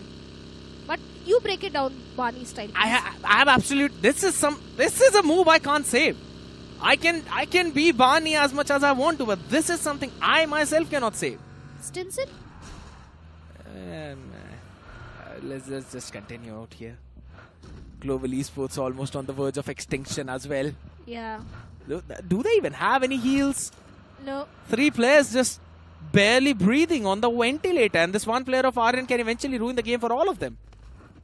Just a single bandage towards the side of Adi. He can't even lend his teammates anything.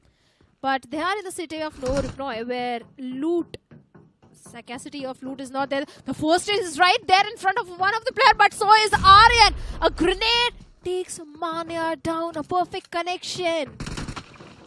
Oh! He almost got the second player down as well. Oh no. 2 of them down. Hold on, wait, spray God. He's got to apply his own first aid as well. Does he have enough? Yeah, he absolutely does. Barely manages to bring himself back. While on the other side, again, Adi's job is to find more healings.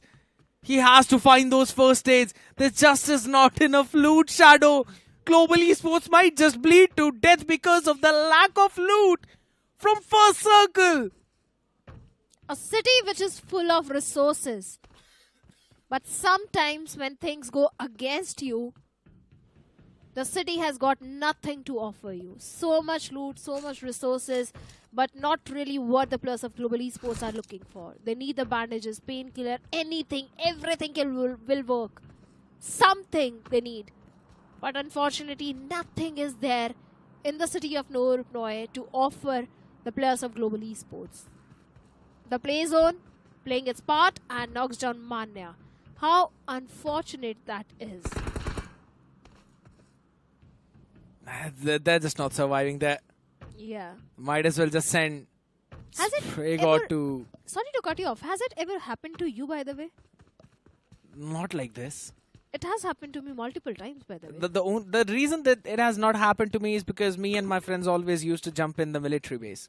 So it's like we either win and come out with everything or we lose in the very first fight. There is no in between. No, I can feel the pain of Global Esports because I have been through that situation so many times. We never really used to play the survival And it's always game, no reply, by the way. For some reason, that place gives you that fake sense of security that you got so much loot. And then gives you 5 bandages. But today, that was not even the case. Problems for 4TR as well. Got to give up on that one buggy. Now Pain is life out in the open. Sprays it down, turns around for 80. In real life too. Takes one more, will eventually fall. No cover being provided by the rest of the members, but still, INF God is here. He wanted to save his man as Venom will chase him away. Even the players of Hero Extreme Godlike were trying to go all the way towards the northern island, towards the other side of the bridge, but True Rippers were there for the bridge camp, like you said, and Gods has been eliminated. Hero Extreme Godlike left with only 3 players remaining. Let's see if they can make it to the main line because Global Esports, they have been eliminated. But we also have the players of 8-bit. And they have the complete northern control of the circle. They just won the fight against one team out there. Losing out a few members. But for problems coming in for the other side though, but not for 8-bit. They should be happy. Eventually finding that one strangler. They need more points right now. Shadow 4 TR is out. Yeah. They are not making it to the semi-finals. That means the competition is now brought down to just 3 teams. Victor is Sumus, K9 and MyG Los Hermanos. MyG, I highly doubt. The 4 players standing. Yeah, MyG is one of those teams which either pops off really well or they're completely off. There is no in-between for MyG. I do agree. I'm sure you remember the day where they got 2 chicken dinners. One of the game they came on the second spot. But what happened in Sanhok? Whiffing so many shots. I'm not sure if the pressure is something under which they are thriving. They are crumbling actually. Happens to the best of us. It's absolutely fine. Not really for Phoenix though. Jatin been picked off like that. Goten was the very first casualty on the outskirts of Lipovka when K9 struck down Phoenix. Godlike with only 3 members now.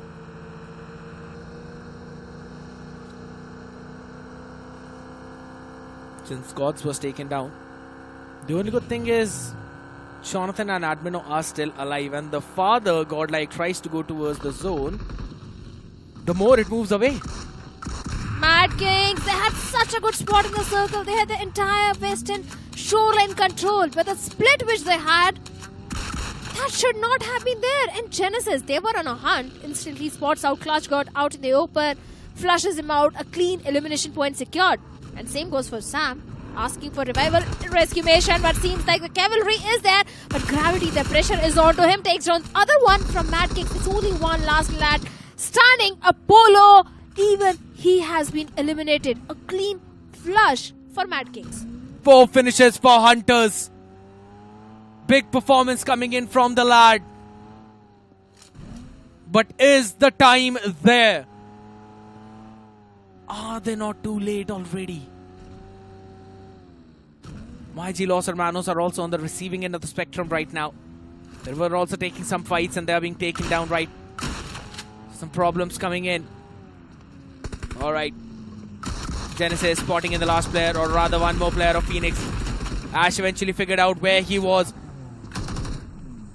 Needs to take this fight, needs to stand up strong, needs to hold for long, and he will hold not for a second longer. Genesis will find and eliminate Phoenix, and they will still move further up. 510 points is where Genesis is now. NoNx 529. Hero Extreme Godlike, they have been eliminated. Yes, I know the chances of them making it to grand finals are not there anymore. But Genesis, for them, it's still a big possibility. There is still hope for Genesis. And that is why they are looking for the finish points. And next could be the players of 8-bit. 20 points, Shadow. They need 20 more points right for the now. chicken dinner, by the way. If they get it, that is. That's a big if. They've got to take down the members of 8-bit as well, as that's where some of the players are chasing right now. Big fight now bringing to fruition. Genesis, they're hunting down everyone. They're not like the pack of wolves. They're like a pride of lions. And this is the ground of Savannah, where they are the king. Somraj out in the open. It's going to be run over. Up close and personal is where the DPS is, but Hunter falls down. Genesis are making mistakes. And 8-bit have finally stopped that pride. Raiden second, we also have the players of K9 in the close proximity as Raiden has been knocked out. Slug looking for the confirmation point. He is aware about the position of Beast because Beast is also on a very low HP. Finally, Beast has been knocked out. And with that, K9 gets 5 elimination points converted in their favor. And also with that, now they have the entire northwestern control of the circle. Shadow. Genesis has been eliminated. Yes, I know. Shadow. I hate you and Necro, by the way. The top 4 are fixed. Alright, I'm not saying that. The top 4 are fixed. But the top 12 are not.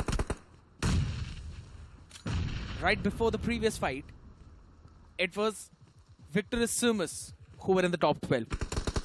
Right after those eliminations, now it's K9 who are in the top 12. So it literally depends on Victorous Sumus and K9. Whoever gets the chicken dinner in this one will move into the semi-finals and the other to the playoffs. Yeah, the fight for the semi-finals is still on between the plus of K9 and VS. As VS, they have got just a single finish point and they are going against the plus of Metal Esports as Aimbot has been knocked out. Termi is still hiding inside the smoke. Pro with a hovercraft and Termi trying his level best. My man, I feel bad for him. Oh my god, beautiful Pro. Absolutely phenomenal. Now with that, Victorous Sumus just baited out every single shot of the S12K, and as soon as it went on reload, that's when he dropped out of the vehicle and I was like, alright, psych. Stage 5 out there, Shadow. We've got less teams than the number of stages. FS. That's how it is supposed to work, by the way. Victorous Sumus. No, we normally have more teams. In stage 8 circle, in stage 7, how many teams do we have? We normally have in stage 5, stage 6, at least 13, 14 teams. So in stage 7 and stage 8. Yeah. 7 and 8. Yeah, 7 and 8 is very late. You know, Shadow, that basically means that 3 is compounds. how it is supposed to work. Not in stage 5 and not in stage 6. Yeah. In stage 5, 3 teams, very rarely. Absolutely less. You've got 12 players remaining. I'm just pulling your leg, by the way. I absolutely know that. All of these teams have got all 4 players standing. Yeah. But the fight for the 12th spot is going on between the plus of VS and K9, like you mentioned. And FS Rush Boy is actually going up against the plus of VS as Shayan has been knocked out. Mafia is there to get a trade, but Rush Boy, the little bit of the hard cover of the ridge is actually helping him out. But Pro, this guy has got 4 grenades and a single Molotov and few good amount of smokes as well. But the way the players of VS4 are falling down one after other, it's only Pro remaining and the entire team of FS right in front of him. If he falls, then the hopes of his team to move in the semi-finals will fall with him. He needs to stand, he needs to rise, and he needs to go big. Pro has to stand up to his name, and he will stand no further. As it was the hovercraft which was covering his 6, but a hovercraft which slammed his chest. And with that, Victorous Sumus have been eliminated, and they will be on the 13th place in the overall standings. K9 Esports will be in the top 12, and what a way to go in the semis with a chicken dinner. K9 versus FS, the fight for the chicken dinner is still there because K9 today thrice they came so close to getting a chicken dinner, but every single time they missed onto it. But can they really get the chicken dinner in the last Erangel of the day? Because like you mentioned, they have got all the 4 players alive, 6 finishes, and they're actually looking for the plus of VFS because FS is not in the safety of the circle. They're outside the safe zone. But once again, K9, all the players are in a split. Slug? That's what I said. You just mentioned about it, and Slug instantly gets knocked out. I've been mentioning this since the start of the day. Someone go and tell Omega. Pretty sure he knows now. Actually, he's going back now. Guess what? He's leading the entire pack back to his team. That is so not good. Omega, he's going to be firing a few shots now. Boy, he's going to be knocked down. Ninja Boy all the way dropped down as he tries to save his own life too. Instantly pops out of smoke. We'll get the healing done as well to try and stay alive for a little bit while as the nade goes flying in his direction. He's able to dodge it instantly. God's falling out in the open as Ninja Boy just destroys him instantly. This was the Ninja Boy everyone wanted. Rush Boy confirmed by that Molotov. K9 are converting this fight. They're turning this fight into their favor.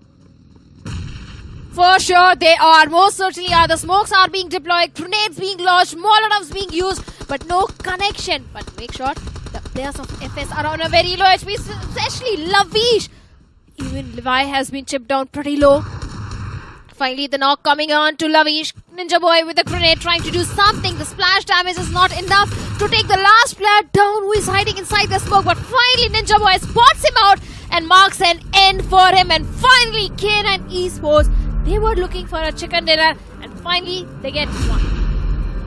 Finally, K9 Esports as well getting their own chicken dinner.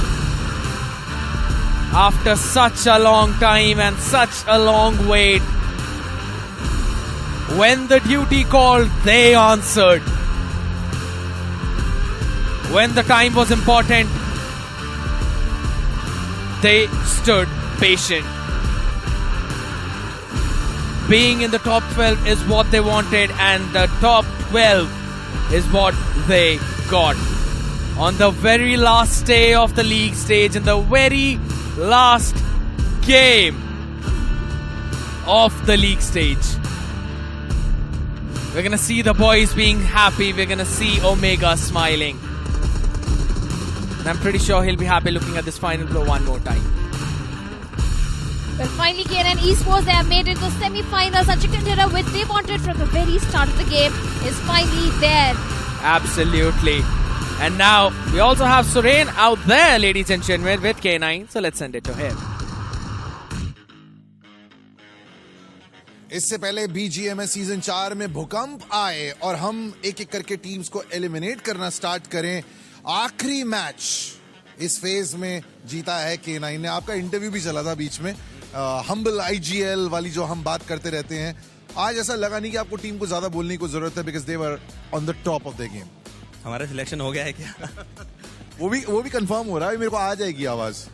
वही जरूरी है. बाकी तो team तो daily ऐसे खेलते हैं, ज्यादा बोलने की जरूरत पड़ती नहीं है. लौंडे समझदार हैं अपने. ये जो सिचुएशन आई है जहां पे आपको ये सवाल भी पूछना पड़ा है कि क्वालिफिकेशन हो गई है. देखिए 3 हफ्ते का लंबा टूर्नामेंट है, right? And the difficult bit is to remain consistent day after day after day. कुछ टीमों ने करके दिखाया है. होटल वापस जा चुके हैं क्योंकि उन्होंने अपना काम कर लिया था. Why did the situation come for you guys, even though आपकी एक बहुत ही heavy hitting aggressive team है?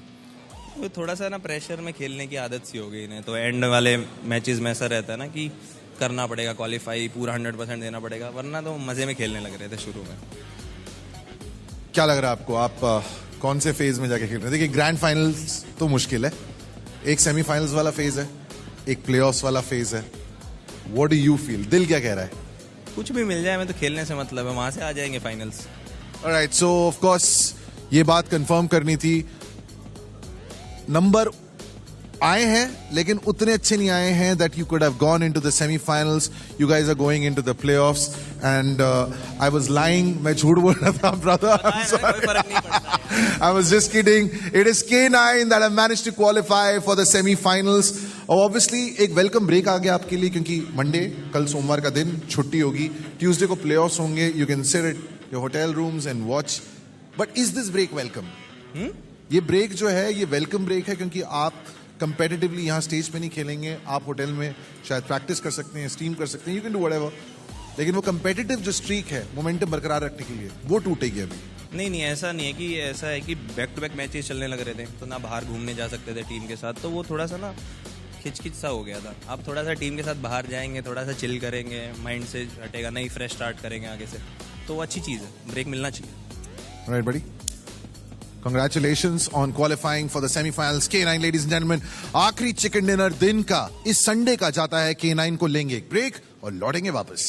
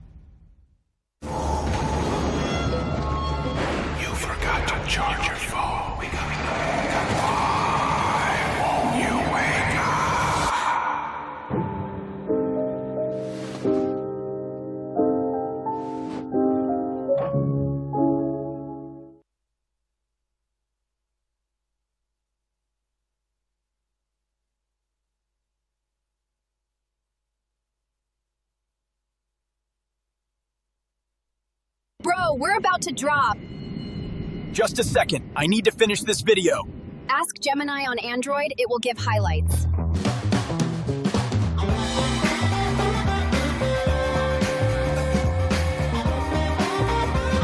Press for key highlights. Only on Android.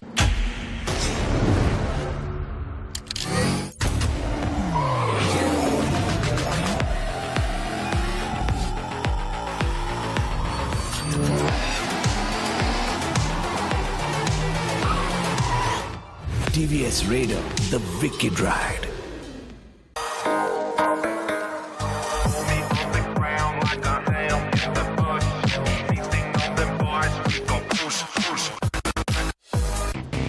Real MVPs are not born. They practice every day. For OP moves on the field and in life. Duolingo English Test. Proud supporters of dreamers and doers.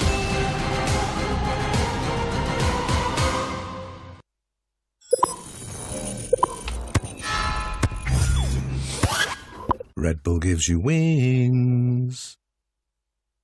He was taken too soon. I told him, lag, we have got Snapdragon 8 series Gen 3. Elite performance, unprecedented 144 FPS, zero stutter and heating. And yet, he still tried. A beautiful thing.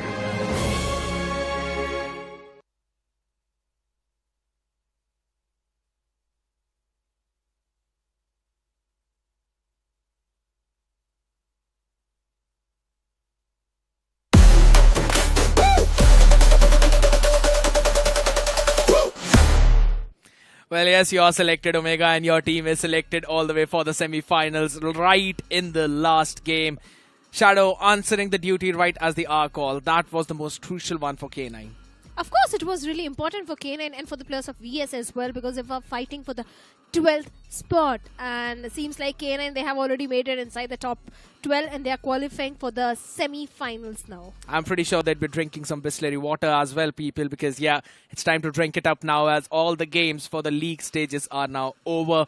We have the top 4. We also have all the top 12. And now we've got the bottom 12 teams as well who will meet with the top 4 of the BGCS that you were pretty actively a part of. You know what? So before we move on for the highlights, talk to me about all of those 4 teams from BGCS 2.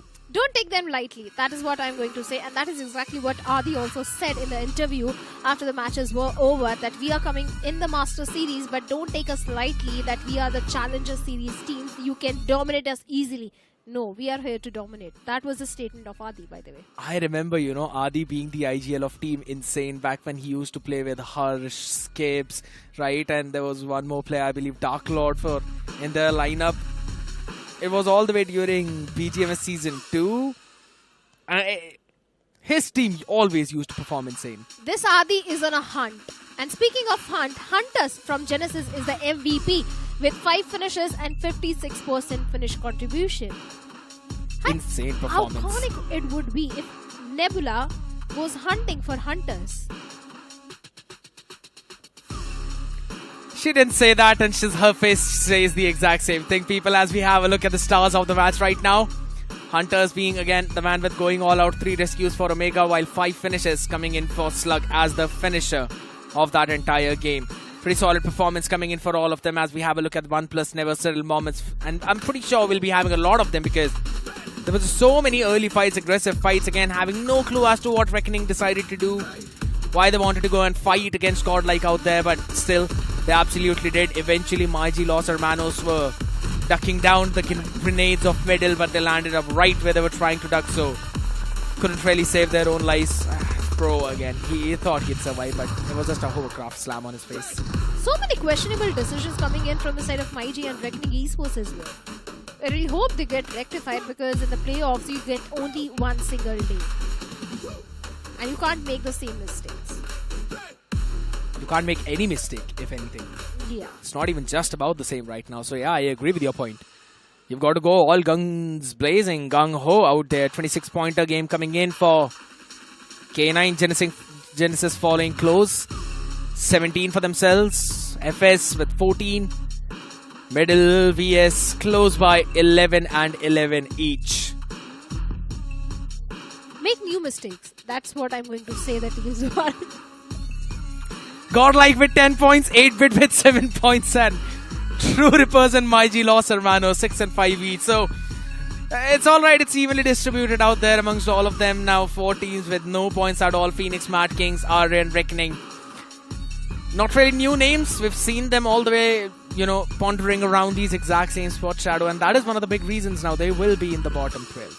I agree to that. Phoenix Esports, yes, they brought up the aggression. The 4v4 fights are now looking more convincing. True. But I think it's already too late and they have to make their journey through the playoffs. But the silver lining is not that they are feeling confident in the 4v4 fights. Things might actually turn out for betterment in the playoffs. I can't say the same for TWOB or Aryan per se. For everyone else, yes, I'll be saying that, 4v4 fights have been looking better, specifically for Phoenix, right? Because they were looking very shaky right in the early on games. But then after that, they were finally looking like at least pretty solid team. But there are 4 teams that look absolutely untouchable throughout the league week. Through all of those gruesome trials by fire, ice and air. These 4 teams have come out victorious. It's Revenant X-Park, iQOO Soul, God's Reign and NoNx. NoNx with 7 chicken dinners. But Global Esports with the highest chicken dinners, that is 8, are sitting on the 8th spot. Bonus points. Look at that difference. That is where they are lacking, and also the consistency was not there towards Global Esports. NoNx was pretty consistent in terms of the climb in the overall ranking. Global Esports were not there. But look at the point difference. NoNx and Genesis Esports. It's quite high. Absolutely. They did not just qualify barely for the top 4. They qualified with a good lead. Yeah. And that too when they did not play the last 2 games. So they were the ones who were supposed to set a target out there though. And K9 as well. 428 points. Victorious Sumus 11 points behind them. Had that chicken dinner gone for them, if they would have won that fight against Medal, things would have looked so different for Victorious Sumus. MyG lost Hermanos, pretty down out as well. So, all the last few teams. Marco's Gaming, the only team out here, you've got more than 5 chicken dinners. But even after that, they are in the bottom 8. Marco's Gaming dominated for only 1 week. And that is where they got the chicken dinners. The week 1 was a problem. The week 3 was a problem for the players of Marco's Gaming. But Shadow, one of the big things that I noticed out there was that throughout that journey, only TWOB is the team that has not crossed the 300 point mark. And I think so that is concerning. But for all the other teams whose players are in this TVS most wicked player list, it's going to be Hunters, Legit, Admino, Trace God and Justin. We're going to be super happy about it. AK, Aimbot. We've got Neo, WizGod and Jonathan. Yeah, again, absolutely on point. Just like AKOP on the TVS Wicked Raider. It's a bike that you would not want to miss out, people, as it's got the latest GTT in segment features which come best in class. Now that's a bike Necro is also pretty head over heels about, so I'm pretty sure he'd be checking out a few of those bikes. You also would want to focus on the exact same thing, while we focus on something a bit more delicious, something a bit more tasty. That's obviously going to be the Swiggy 99 finishes set out there. Once we'll see that, the QR code will pop up. You'll have that 99 rupee coupon, and as I say, pops on our screen. Scan for an exclusive 99 rupees off coupon on Swiggy. It's only for a limited time as we finally hit the 50.99 finishes, Shadow. Yeah, 50.99 finishes. So that means total number of finishes are 4,983. Total number of matches played are 84. But let's have a look at the Red Bull Max finishes as well. That who is actually leading the chart, and it is Hunters with 98 finishes. This guy has got the blue cap. Legit also having 98 finishes. Admino with 96, just 2 finishes behind. Only 2, and then Trace got trailing him behind, and Justin trailing him. So the list goes on and on and on. But yeah, Hunters, just falling just 2 finish short for that 100. I'm pretty sure he would be thinking that, I wish I could have got those finishes, Shadow. But what are your expectations? Wrap them up quickly. I'm expecting a banger performance in the semi-finals and the playoffs. Hope every team puts their best foot forward. I mean, I'm looking for the exact same thing, people, because now it's not only the BGMS teams, it's also the BGCS teams who will see all of us, not tomorrow, but day after tomorrow. Till then, we're going to sign off. Have a good night.